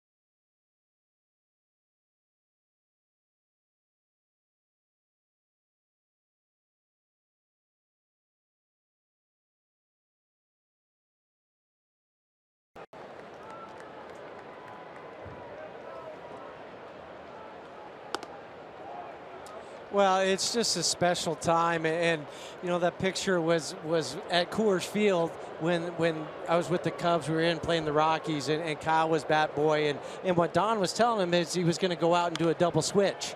That he was going to go out to the umpire. He was explaining what was going on. That was during the game. During the game to my son, who was 8 at the time, and you know, I knew it impacted Kyle a lot because he was the first person I heard from yesterday about the passing of Don. He texted me, and then we had a little chat afterwards because of the respect that he had for Don and what he meant to him and what he was able to do. And for me personally, you know, I'd signed with the Rockies in '97. And I wanted to play bad for the Rockies. I go to camp, Don's there. I didn't have a great camp, so I didn't deserve to make the team, but and I was thinking about leaving and going somewhere. Don said, no, don't do that. Go to AAA. You'll be the first guy to get called up. If not, I promise we'll trade you. Well, about 10 or 12 days later, I get traded to Milwaukee. I re-signed the next winter, again with Colorado. I called Don up, said, hey, I'd like to come back, and I'd like to play for you. I'd like to love to play for the Rockies. And Don said, sure, but by that time, I wasn't on the roster, so I got Rule 5'd over to Seattle. So the third time was a charm. And I called him again after I left the Angels in '99 to go sign with them. So I talked to him 3 times over the winter, in the course of 3 years. And finally, there was a spot for me on his team. And then when you played for him in Chicago, Kyle got the bat boy much of that year. Yeah, so that was my last year playing in 2000. Kyle was 8, and that was before the rule of how old you had to be. So he bat boyed for us probably 50 or 60 times that year. And Don was always so gracious with it. A 4-pitch walk to Jason Kipnis. First walk allowed by Marquez. That'll bring up Lindor. It melts my heart, Drew. Yeah, I can imagine you get emotional. That tells you something right there in the middle of a ball game. Yeah. For Donnie to point out. So we're gonna Kyle, go. Yeah, we're gonna do a double switch, and that helped probably as much as anything Kyle's love for baseball.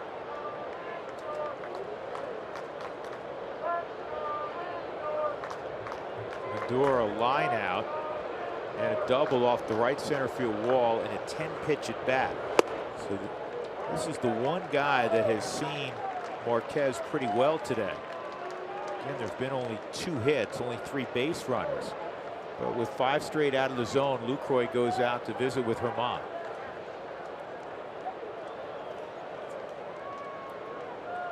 '83 pitches in with 1 out in the 6th inning. Lindor in the second half hitting .345, one of the bright young stars in baseball. And now it's 2-0. Well, this is the first time tonight that for Herman that he's really gotten out of whack with the mechanics.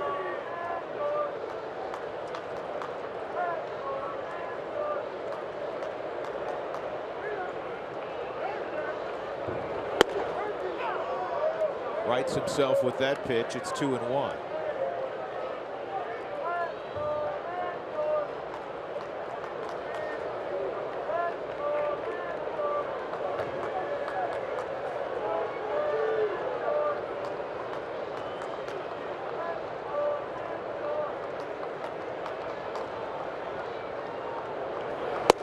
Good pitch.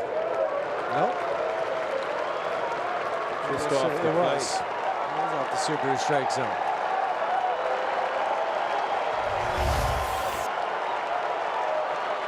We had some of that tail on it. An arm-side run. 3-1 on Lindor. Kipnis at first. And that misses. Now you have 2 on for the first time tonight for Cleveland. But remember now, it's not Michael Brantley, it's Abraham Almonte who had to come in for the injured Michael Brantley.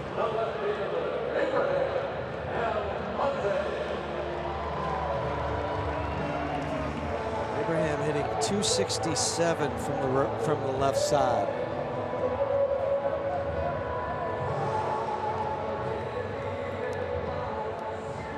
Dexter Fowler tweeting out yesterday. First big league hitting coach and mentor. You took me under your wing, and now you're an angel in heaven.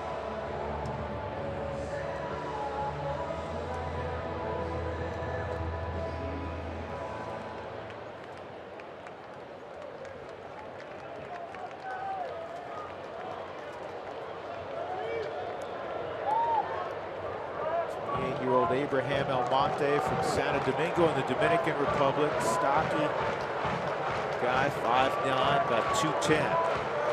Limp Kipnis is at second, Lindor at first as this is fouled off. 1-0 Colorado. It's been 1-0 since the first hitter of the game when Blackman hit a home run to right center. Word on Michael Brantley, it's not a muscle pull. He rolled his ankle in the outfield, a right ankle.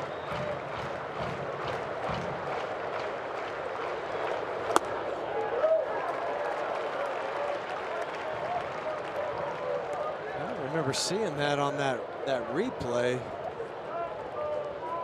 I guess it's better than a Achilles injury. Although those ankles can take a while. And that misses, so it's 2-1. So Marquez for the first time tonight, back-to-back walks behind here. Almonte 2-1. His command had been spot on.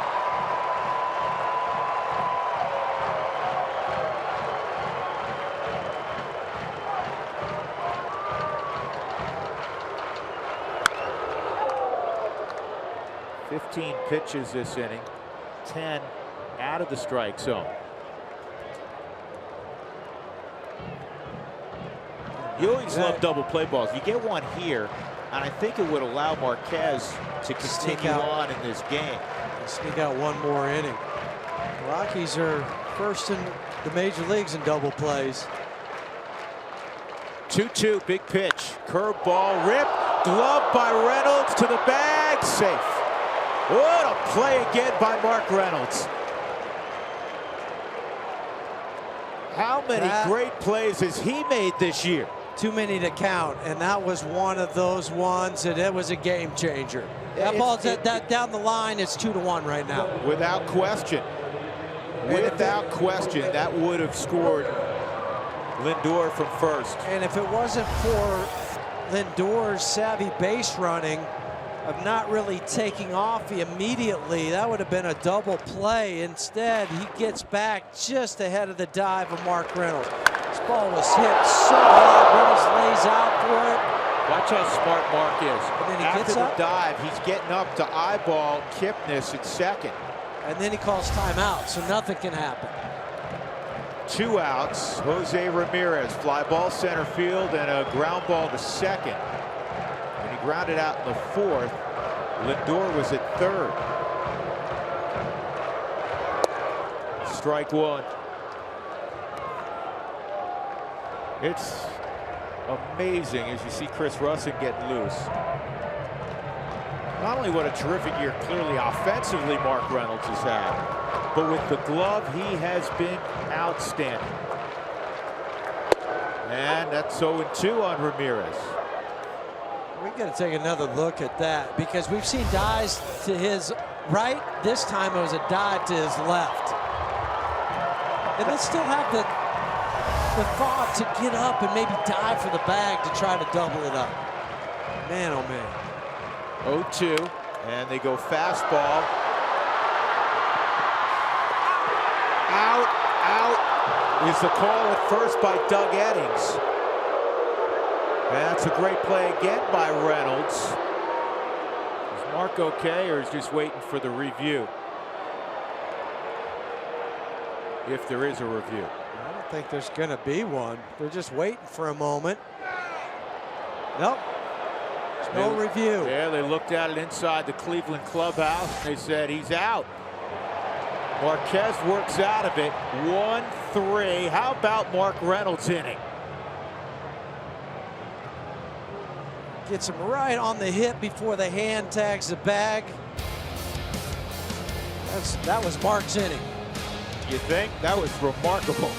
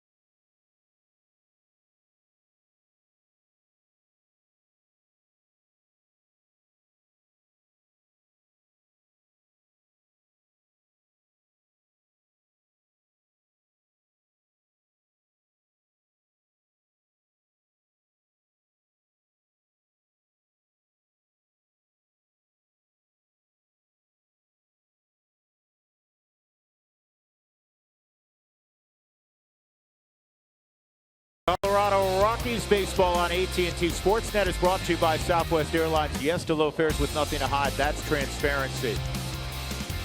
Gorgeous night in Cleveland, Ohio. May snow tomorrow, though. No. 1-0 Rockies. Mark Reynolds with a terrific inning with the glove, and he's going to hit third this inning. And his hand looked at. Arenado, Parra, Reynolds against Kluber here in the top of the 7th inning. Nolan a strikeout, and he fouled out to the catcher.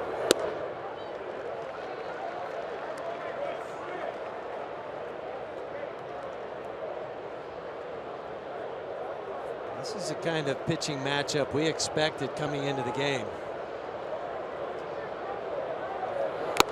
Rockies with 3 hits. The Indians with 2 hits. Kluber in his last 12 where he's been. Herman where he has been those last 5 or 6 outings.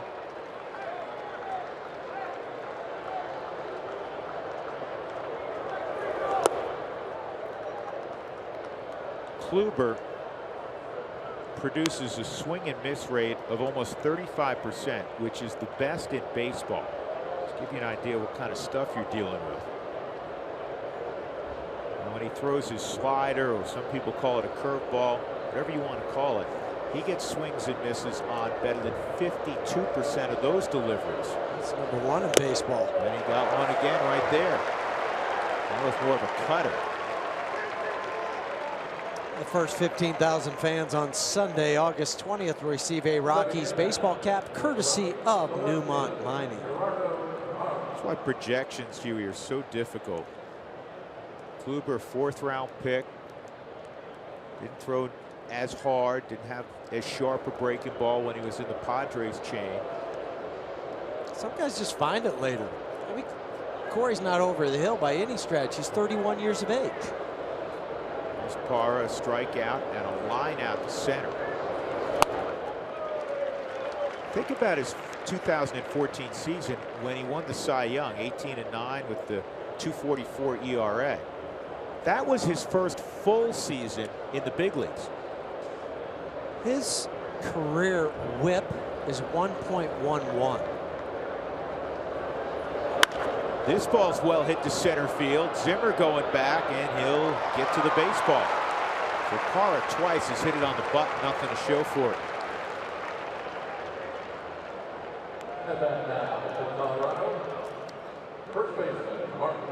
Here comes Mark Reynolds. The hero of last inning.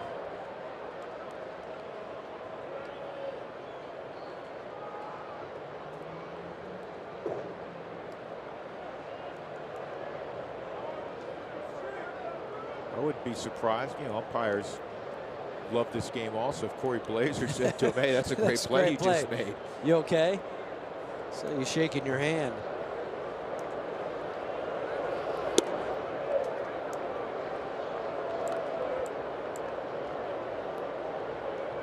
Rockies 7-5 against the American League this year.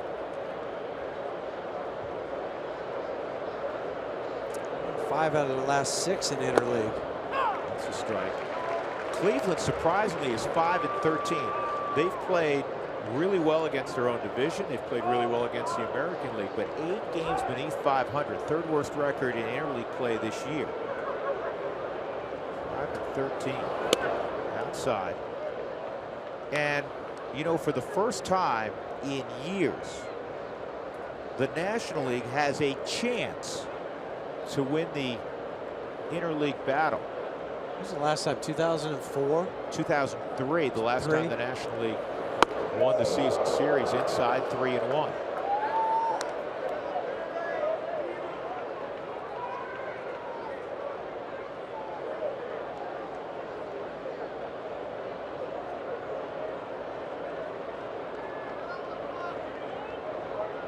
Two outs, 3-1 on Reynolds.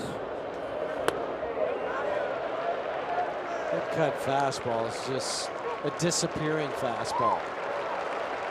I mean, right now, Mark's a little befuddled. 3-1, I'm thinking fastball I'm going to get. I can't hold up. I can't hit it.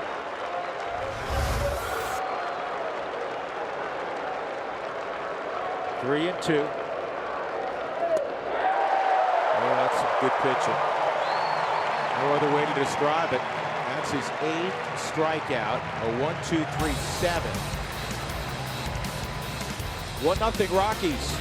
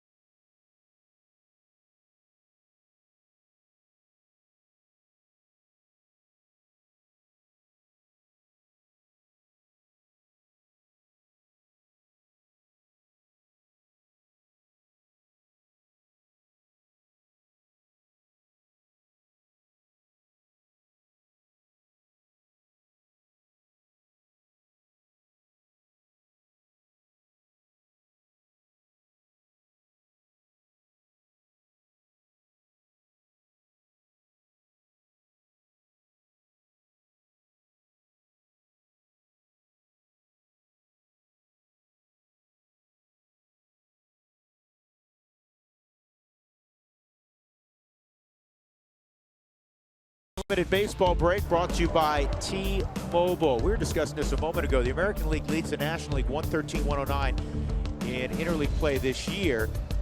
We said the last time the National League won the season series was 0-3. So the National League has an opportunity this year.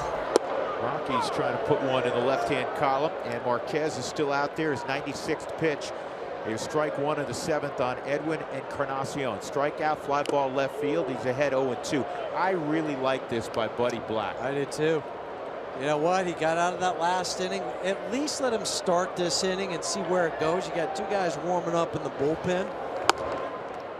Stuff's still good. He tried to get Encarnacion again on a high fastball at 98. Neshek and Russin. So that's why you let him go out there and face these guys again for this inning. Because the next guy is Santana, the switch hitter, and then Zimmer, the left-handed hitter. That's why you got a couple different options. 2-2 on the ground foul. See if he can break off that wicked curveball of his.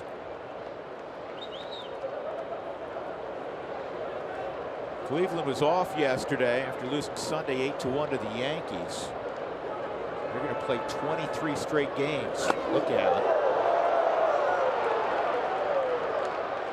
3-2. Overthrew that curveball. Yeah, and they have to play 23 straights because of rainouts. They're going to make some games up.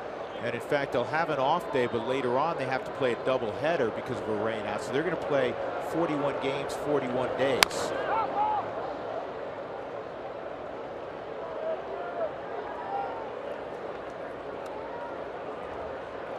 Cleveland leading the American League Central by 3 games over Kansas City. They were the NL West. Right now they'd be 20 games back and in 4th place. Yeah, the only team they'd be in front of would be the Giants. 3-2 low. And after being ahead 0-2, Marquez loses Encarnacion. That'll be it, I think. Yep.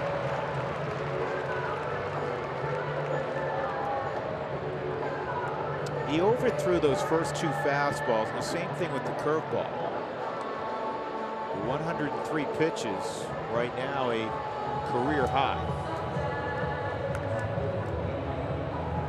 He wants Russin.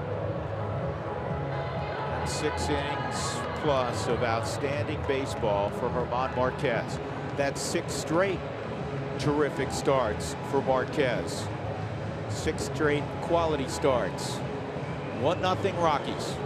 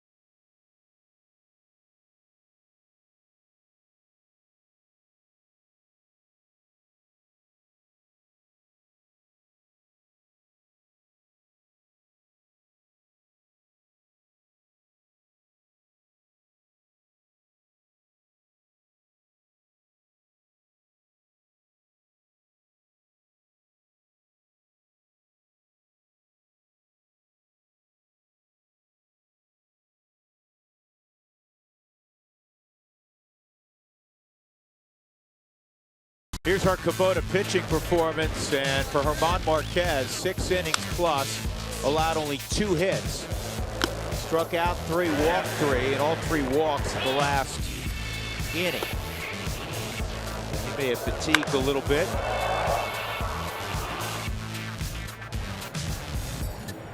Rockies in his last 5 starts, 5-0. Make it 6-0. Chris Rustin will take over. They'll flip Carlos Santana to the right side of the plate, where he gets far fewer at bats. And then the man on deck, Bradley Zimmer, hits from the left side.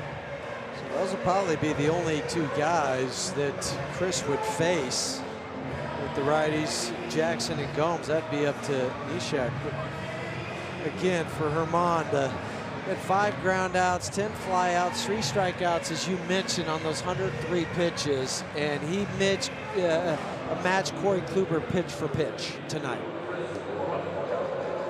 Chris Russin is 1/3 of an inning away from being the top reliever in the National League as far as innings pitched. Michael Lorenzen and Craig Stammen both have 58 2/3. For Chris, he's 58 1/3. Santana certainly a double play candidate. He's lined out and singled tonight.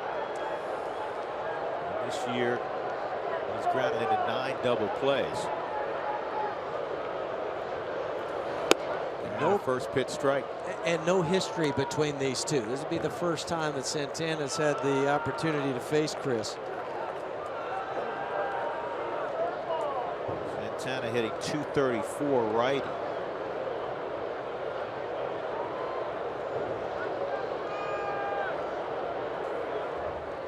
He's got power from both sides. He may actually have more power from his natural side, because he's got 7 home runs and a lot fewer at bats. 154 ABs versus 243 ABs left-handed. He has 9. Double play ball. Nice job by Story, and LeMahieu low throw, and you rarely see that. Boy, DJ threw it in the dirt, and Mark could not pick it. I know DJ's going to be upset with himself because he had time to finish that off. Just trying to see if there was something that happened out at second base. It was an easy 2-hopper to Trevor. He gets it, has just a little bit of a trouble getting it out, but DJ just buried that one. So Trevor gives him a good feed. That was just a bad throw from DJ. I can't remember in the last 4 years when he's made a throw like that on a double play. So 1 out, and Zimmer's at the plate.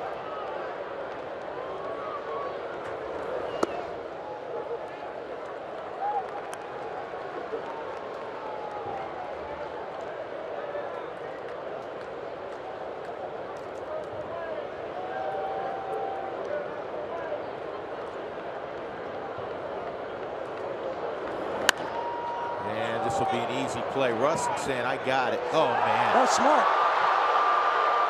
Now they'll get the double play. How about that? Russin and Arenado. And Nolan turns it into a 5-4-3. And you're right, it was brilliant. Nobody thinks the game like Nolan. No. And he's staring in, looking at Zimmer not running. And that's why he let it drop. They did it on purpose. Watch Zimmer, he's standing there. So Nolan keeps looking. He throws it. That's how you get the double play. And you knew LeMahieu was going to make the perfect throw there. 1-0 Rockies to the 8th.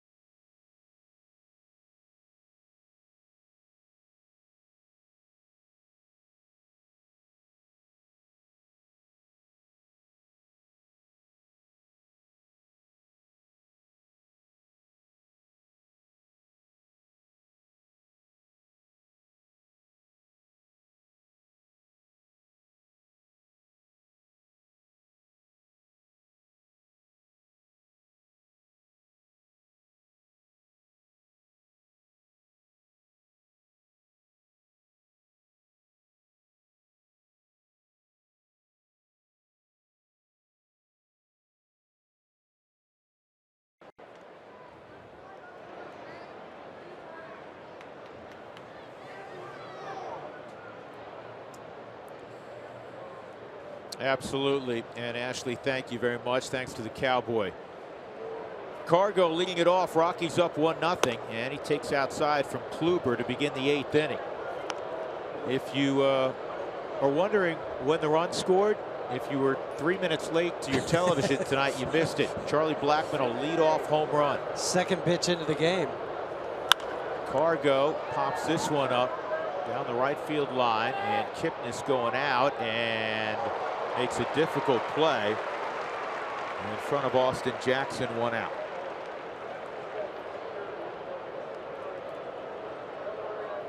That'll bring up Lucroy. You can hear the Boo Birds again.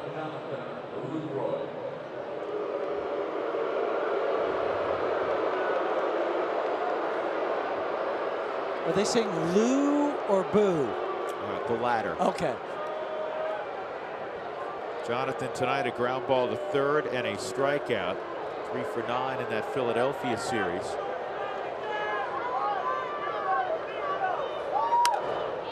And this is popped up. And the 98th pitch from Kluber.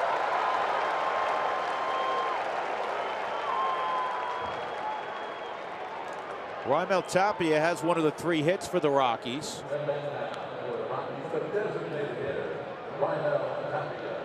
Remember, for the Rockies, Jake McGee's back in the fold. He was activated from the disabled list with a mild back strain on Sunday. Did not pitch on Sunday. So in a perfect world, the Rockies will have, you would think, McGee in the 8th and Greg Holland in the 9th. Well, you might have Neshek for the first couple of hitters here in the 8th. You could piecemeal it because of who's coming up for Cleveland. Jackson and Gomes. Jackson 1 for 6 in his career against Pat. Gomes 0 for 4.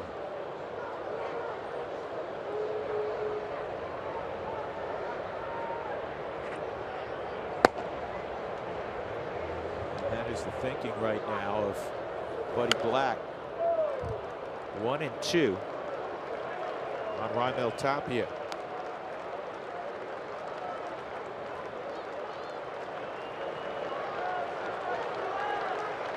The Rockies and Cleveland, they've played 23 times. The Rockies have won 12, the Indians have won 11, and it's been dominated by the home team. Rockies are 9-2 against the Indians, 9-3 against the Indians at Coors Field, 2-9 here.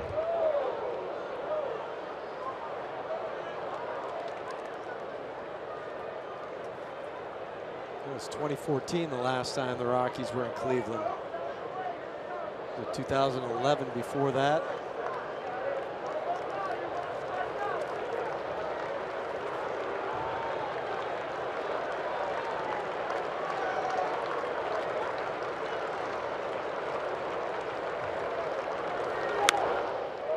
And this is popped up, foul ground, close to the dugout, and it is caught by Ramirez. 3 pop-ups and an 8-pitch inning for Kluber.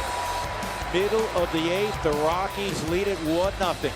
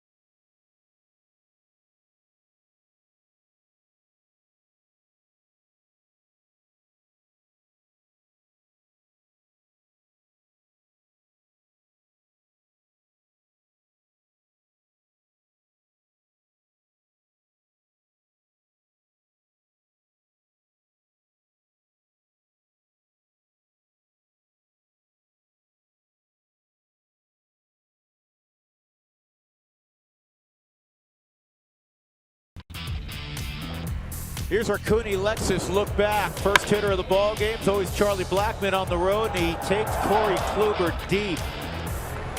That's it. Only offensive highlight you're going to see. Kluber at one point retired 14 in a row. It's his 13th straight game with 8 strikeouts, but Marquez didn't allow the Indians anything in 6+. Marquez, 2 hits, 3 walks, 3 strikeouts. Russin got the rest of the outs in the 7th, and now Pat Neshek initially in the 8th. Austin Jackson batting 8th will be first up.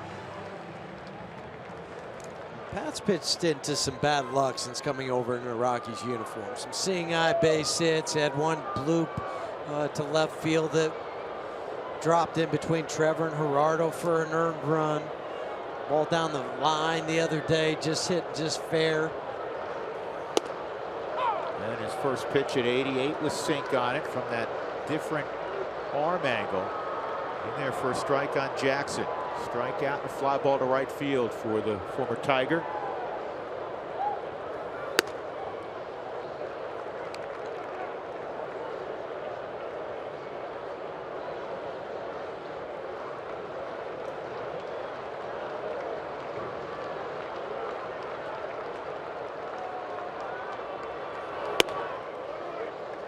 Two and one.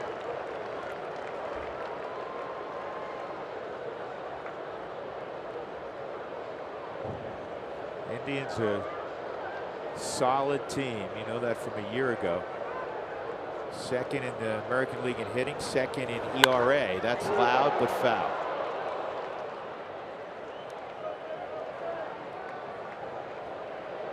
6th in baseball in OPS.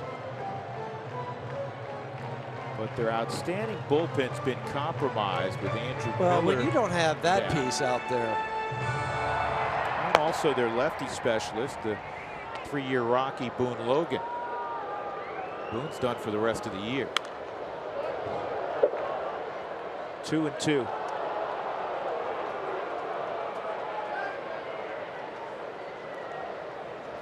That's Mike Dunn, who's up on the left side. Mike's been in a great place. He pitched on Sunday 2/3 of an inning clean. Ishek trying to get Jackson. Here's the 2-2. And this ball is out of play also. Bark at the Park presented by Avoderm and Nylabone is Wednesday, August 16th. The event includes a pregame parade on the field with your dog plus goodies. Special tickets in the dog zone are required and must be pre-purchased.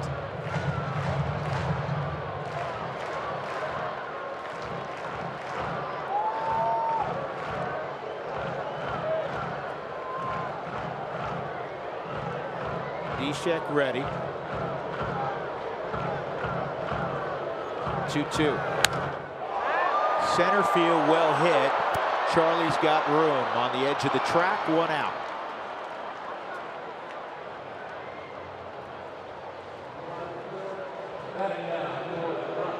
And now it's the catcher Yan Gomes.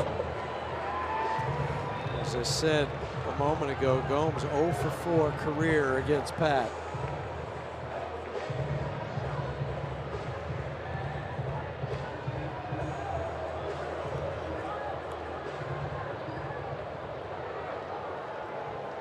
Gomes, the first Brazilian-born player in the big leagues.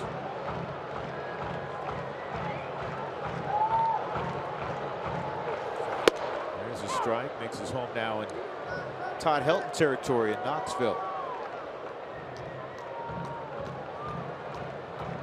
Play there in Double-A or anything? Played 2 years at Tennessee, and then he transferred to Barry University down in Miami. Back up the middle and on through a base hit.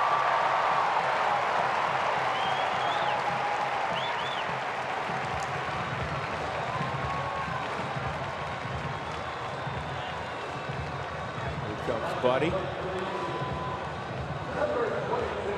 Top of the order, Jason Kipnis coming up next, and Mike Dunn will be coming into the ball game. 1 out, 1 on.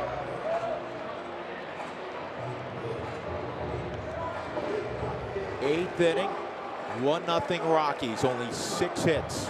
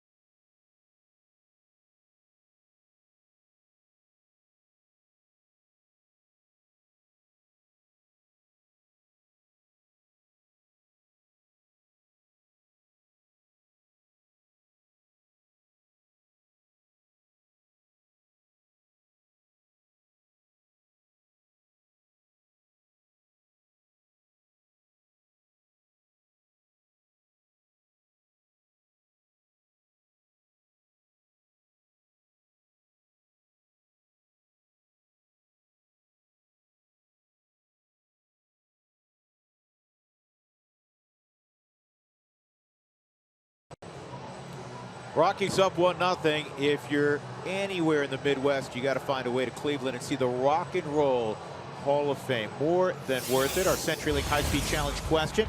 Go to AT&T Sportsnet Arm on Twitter to cast your vote. We'll show you in the postgame show the results. So if you were in a rock and roll band, which would you be? The lead singer, drummer, lead guitarist, keyboard player? Well, if I was in a rock and roll band, it would be quickly disbanded. In all likelihood. How about you? Well, I would probably want to try to drum somehow because I don't have much rhythm. Oh, well, then you don't have to worry about that. You need rhythm if you're a drummer. No. All I'm saying is maybe every once in a while hit the cymbals or whatever the thing is up on top. You know, you and I played hockey together years ago, and it's kind of the same deal. Right. Jason Kipnis at the plate. And he takes a slider for a strike. Well, for Mike Dunn, since July 1st. Hold on, we got to look at this tweet real quick.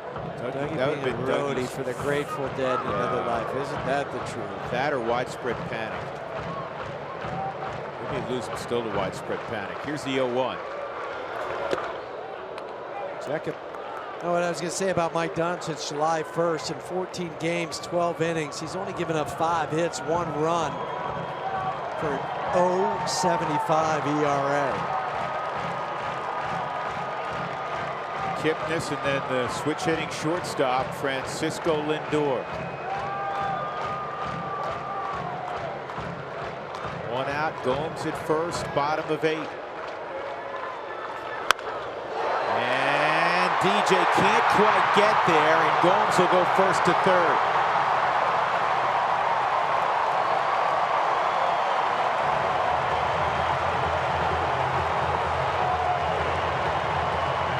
It's just too bad on 2 fronts. One, that DJ wasn't able to come up with it. We've seen him dive and make so many plays, but just out of his reach. But the second thing that's bad about it is it goes off his glove, and so when it does, it slows down, allowing Gomes to go first to third.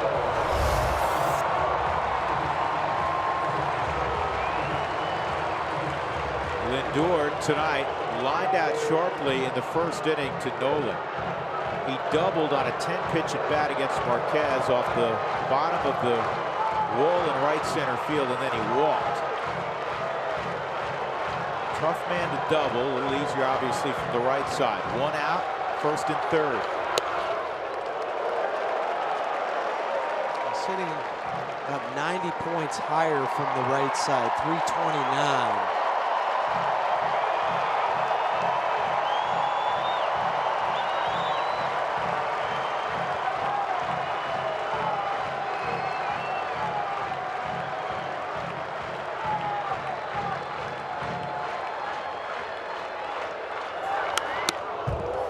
Just hit Jonathan the follow-through hit Lucroy. Well, he says he's okay. Lindor obviously very concerned. Watch the follow-through. Oh, right on top of the head.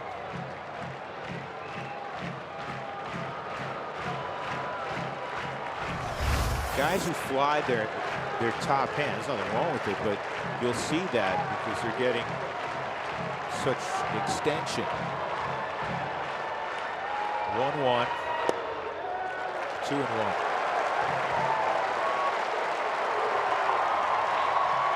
And also too for Jonathan with the slider, he was reaching just a little bit more, so he had traveled a couple inches closer to the plate.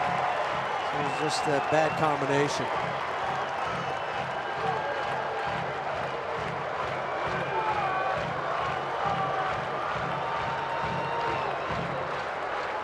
Here's the 2-1. Popped him up. 2 outs. Big pitch from Mike Dunn. And now it'll be Abraham Almonte, his second at bat. Remember, he came in when Michael Brantley twisted his ankle in the middle innings in the outfield. And Almonte hit a scorching liner down the first base line that Mark Reynolds made the defensive play of the game on with 2 men aboard. That was in the 6th. That was hitting left-handed, now right-handed. He's 6 for 36 on the year, 167. all these numbers have already been computed by Bud Black in the dugout, and that's kind of why he's gone to some of the matchups he's had. Not only was it done in the dugout, it was done early this afternoon. True. Key situation with all those switch hitters. What side do you want them to come up on if it's late in the ball game?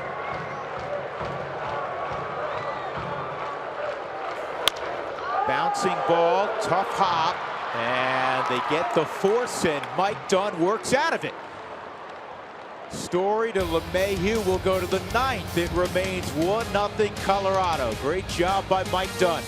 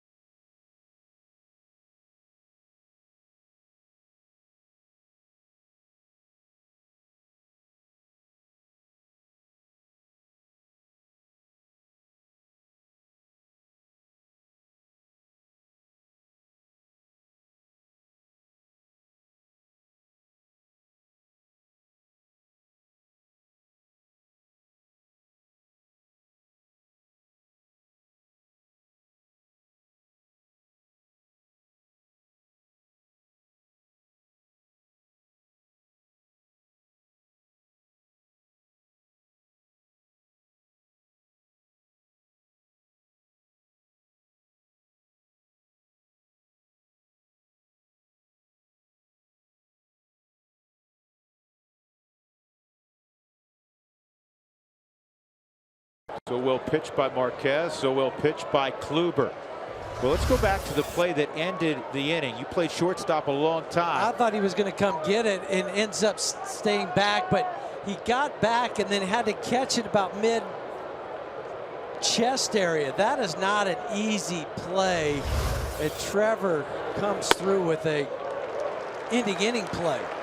And then from a short distance, he had to feed that ball with some velocity on it. Well, because it had the high hop on it, and so you need to get that ball to second base.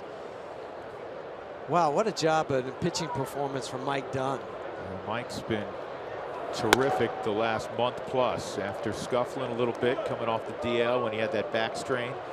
How about this? Is just straight up American League ball right here with Kluber still out on the hill. Yep. Kluber has 3 complete games already this year. 1 and 2. Irvin Santana leads baseball. He has 5 with the Twins.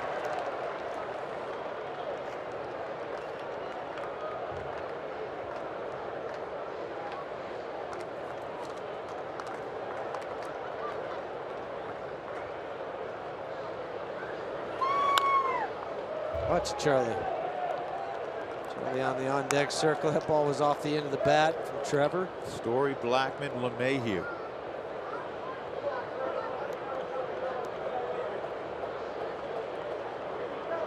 Next pitch, number 108 for Kluber. 71 strikes right now out of the 107 pitches he's thrown.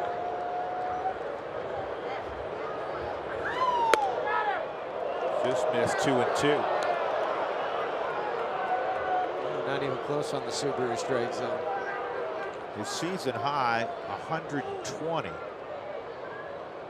against Toronto in a victory in which he went 7 2/3. 2-2.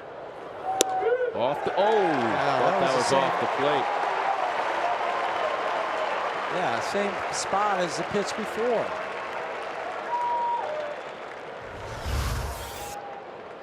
I mean, this is hard to take as a hitter where you know it's in the same spot. You see it out of the hand. So here's Blackmon with 1 out. Charlie's home run leading off the game is the difference.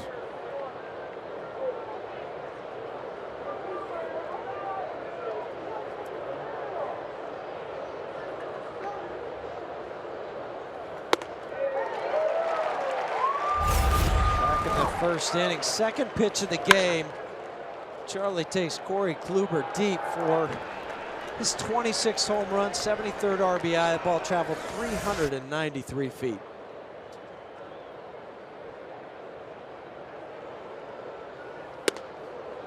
Ball and a strike. 3 hits for the Rockies, 4 hits for Cleveland. Charlie 4th in baseball and hitting coming in, 5th in slugging percentage.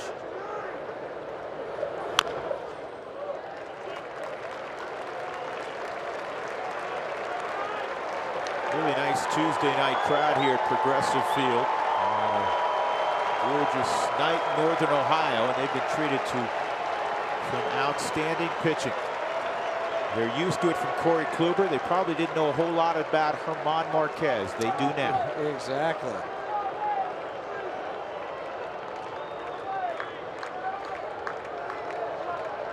One, 2 on Chubb. That is 10 strikeouts for Kluber.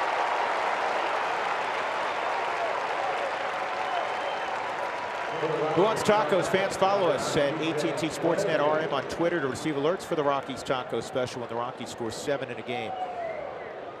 DJ, a base hit back in the first. The Rockies have 1 hit, 1 base runner since the first inning. That was a leadoff single by Tapia in the 6th, and he stole second on the very next pitch. But the Rockies could not get him around. And that's the only base runner the Rockies have left on base. Was but that guy back? Because remember, DJ was caught stealing in the first. Kluber has been nearly perfect since he faced LeMahieu in the first.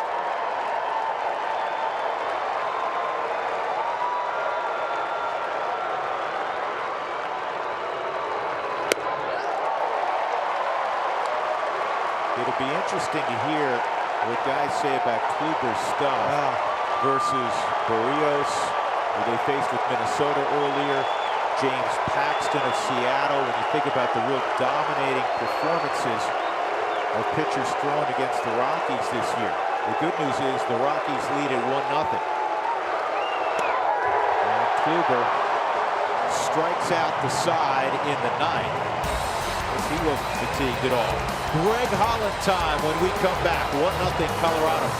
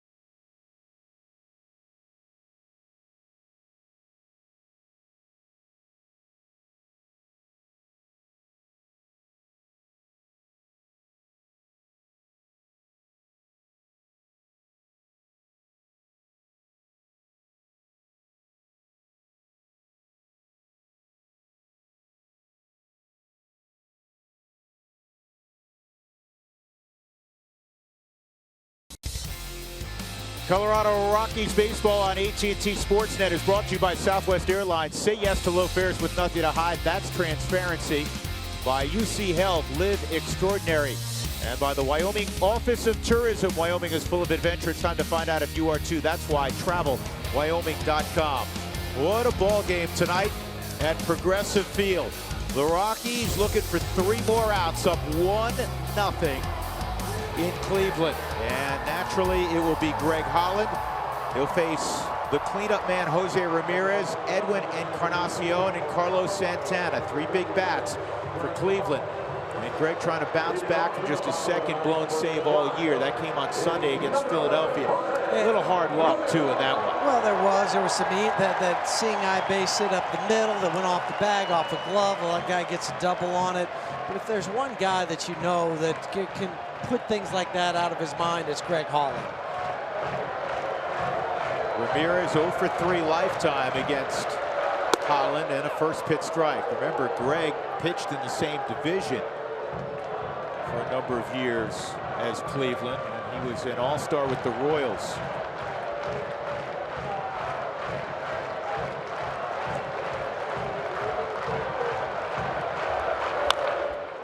And that breaking ball is fouled off quickly. 2 strikes.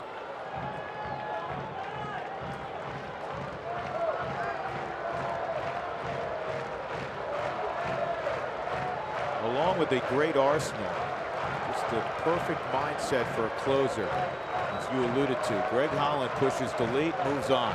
And with the day off yesterday, just completely out of his memory. 0-2. Oh, be careful.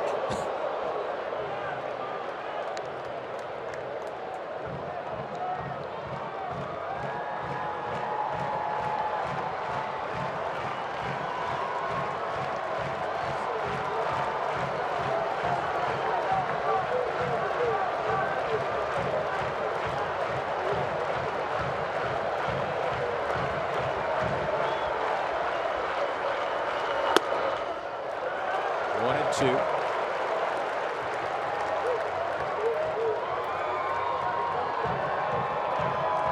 Toughest 3 outs to get in baseball.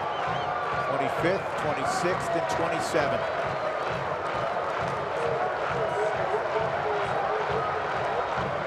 One-two.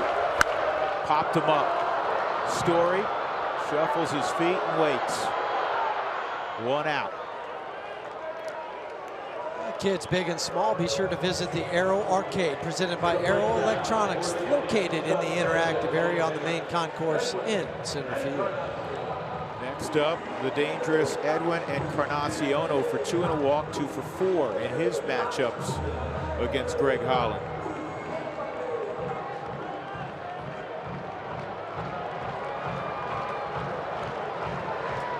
The shift on the big hitter Encarnacion. Outfielder's a little deeper.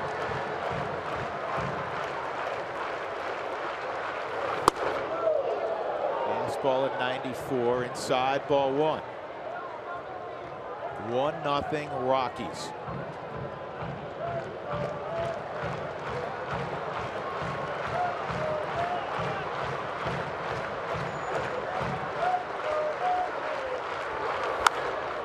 Well, thank you. Take it.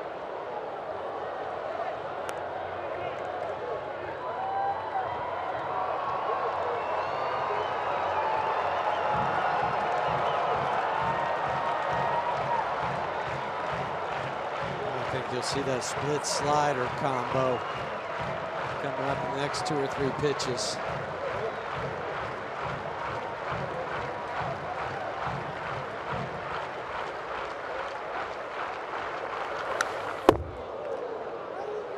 Right 1-2. Yep, that was a good pass by Encarnacion.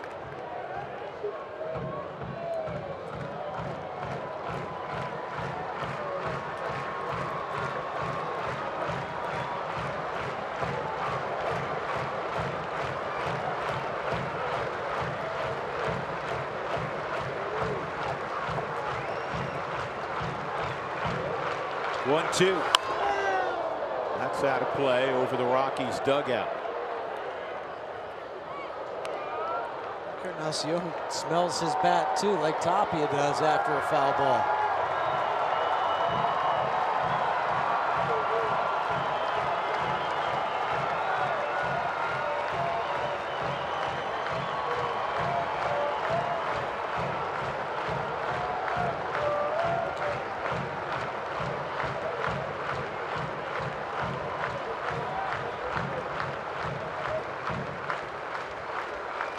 Another 1-2. Good pitch. Boy, how did he lay off that one? Because this starts at the knees. It just drops to the ankles. Encarnacion laid off it. It was tough to handle also for Lucroy. 2-2. That was close. He set up the way. It was closer than you think. Yep. Just inside. 3-2.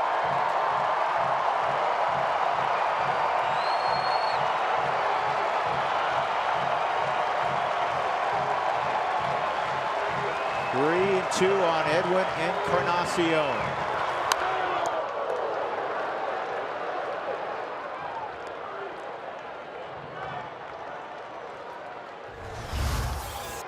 Right after the foul ball. Maybe Tapia learned it from Edwin.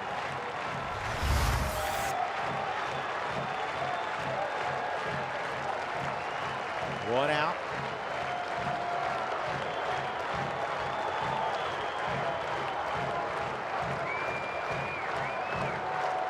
Lucroy to the outside corner.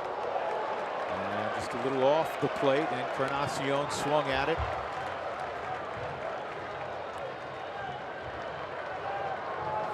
Big years in the middle of that Toronto lineup.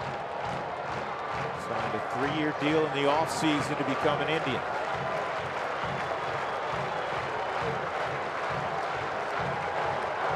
This is the 9th pitch of the encounter coming up.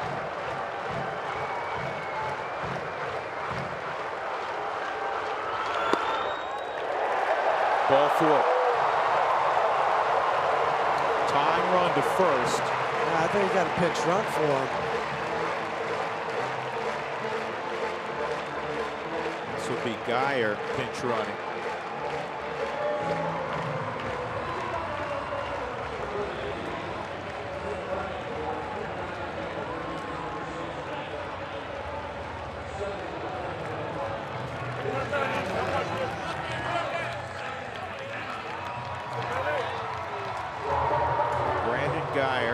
Runs for Encarnacion. Carlos Santana 0 for 9 career-wise against Greg Holland.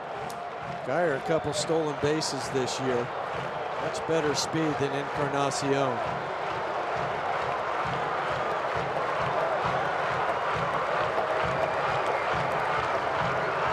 Conservative lead. And a strike on a breaking ball. A little bit off of that breaking pitch. See more of his slider before. That was a curveball. 77 miles per hour. Santana a line out. A base hit. And he bounced into a fielder's choice.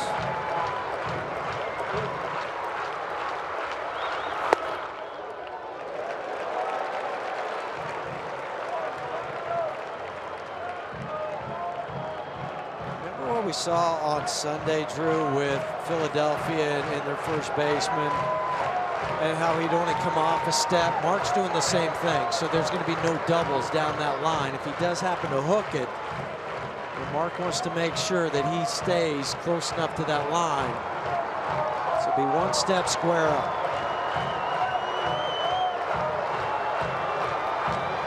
One and one. Swung on and missed. 1-2. Feeding into the aggressiveness of Santana with 2 curveballs.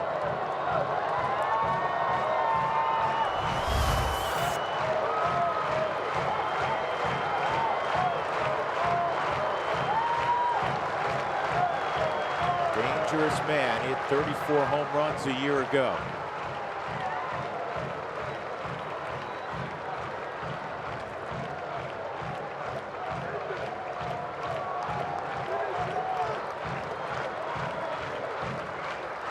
Got him. 2 outs in the ninth.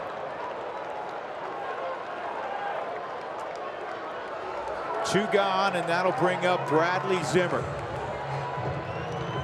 He doesn't have near the resume of the Encarnaciones or Santanas. That was some pitching from Greg Holland. The hand on the Subaru Supermo, little red dot. That's a slider, but it acts like a left-handed slider because it was going away, not down and into Santana. Now, if you're Terry Francona, do you try to run with 2 outs? Brandon Guyer. That's in play. Doesn't have a very big lead, though. Ball 1 on Zimmer. 0 for 3 tonight. A strikeout. A little flare to second, and he grounded into a 5-4-3 double play. That was on that little pop-up that looked like Russin was going to catch. Arenado said let it drop. Zimmer didn't run, and it became an easy 5-4-3.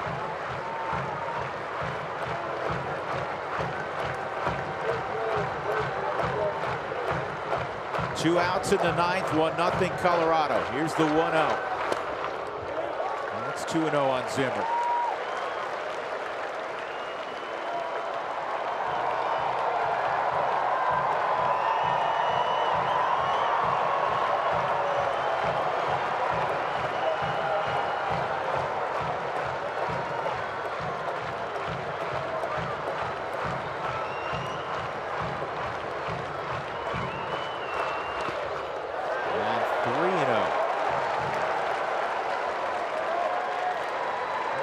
Pitches in the same spot, just buried the slider. And we got Jackson on deck.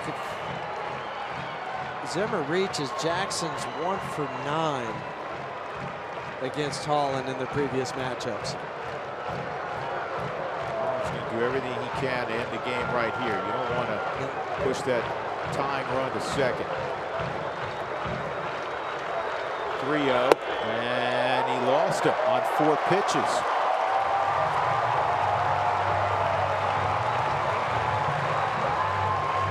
So the tying run in Guyer to second, the winning run goes to first in Zimmer, and Austin Jackson coming up. Zimmer has above average speed at first base. Jackson tonight a strikeout. Fly ball to right and a fly ball to deep center.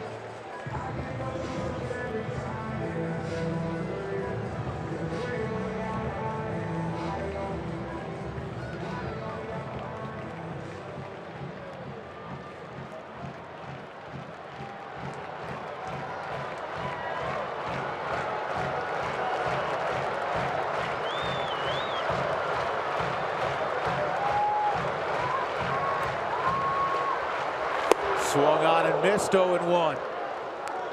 Came right back after throwing 4 wild ones to Zimmer. That had some rotation on him.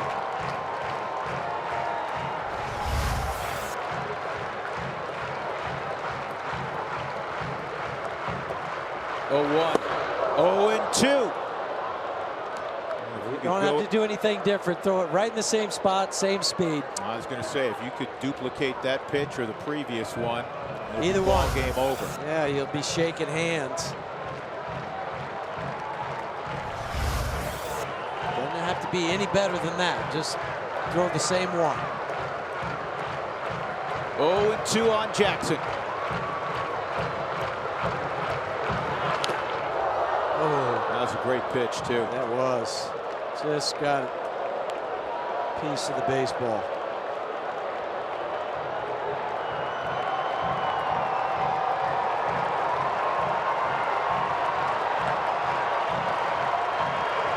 Nothing Colorado, 2 outs in the bottom of the ninth.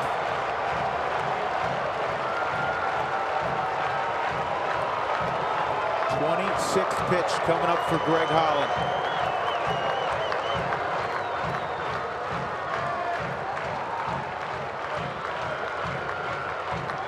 Another 0-2.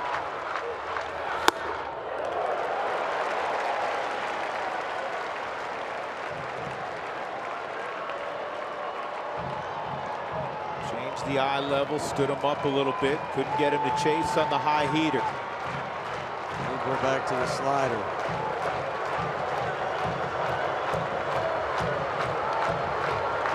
One and two.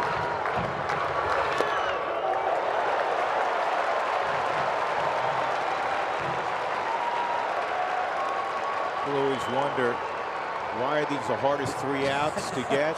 Because the focus of hitters, not that they're not focused in the first inning or the 5th inning, but it's so acute in a one-run game in the 9th. Yeah, something happens. You go to a different level mentally. That's why you're locked in and your concentration's so high. And this is the same with Holland. 2 and 2 now. Oh, that was fouled straight back. He was on that.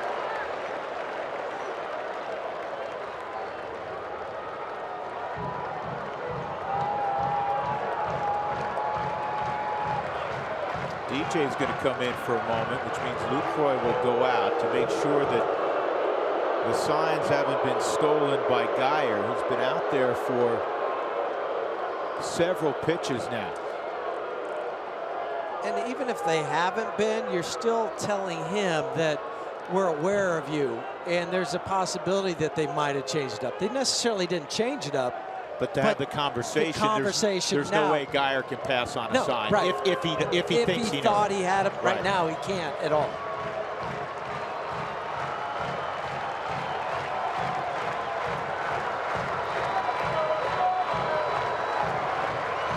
Two.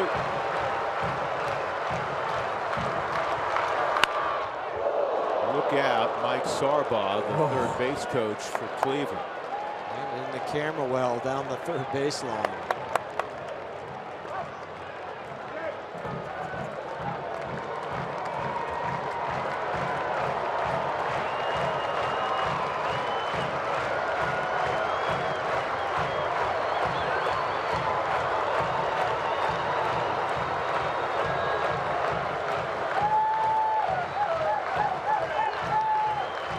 Two and two.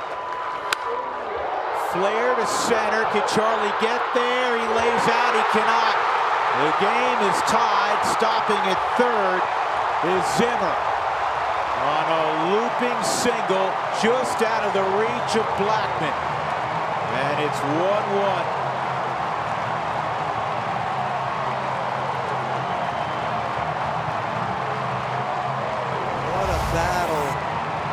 Eventually won by Austin Jackson. Ball stayed up too much.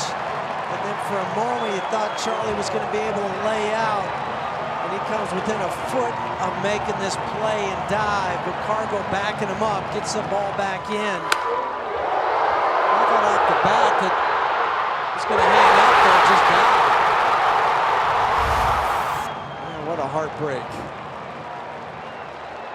2 walks. One after a lengthy battle with Encarnacion.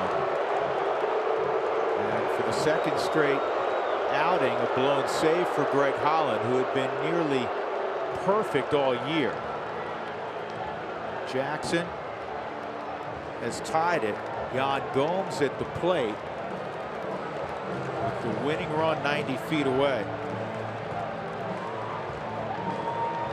Steve Foster simply went out to slow the game down for one moment. Now you got to watch Jackson at first, taking off. You're going to let him go. Yeah. That doesn't mean a thing. In the air, left center field, well hit, and this one is gone. That's a kick in the gut.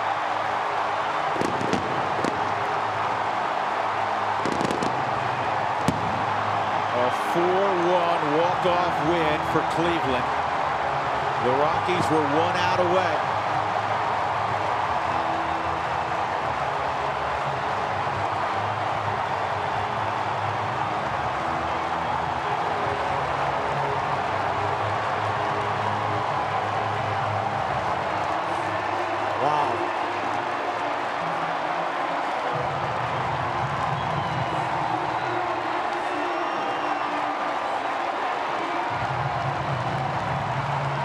Kluber gets the win. He's 10-3. Holland takes the loss, 2-3. Jimmy John's delivery of the game. Yan Gomes, his third career walk-off hit. Second time he's hit a home run to win a ball game for Cleveland. He knew it too as soon as he hit it. It was the 2 walks in the inning that really stung you.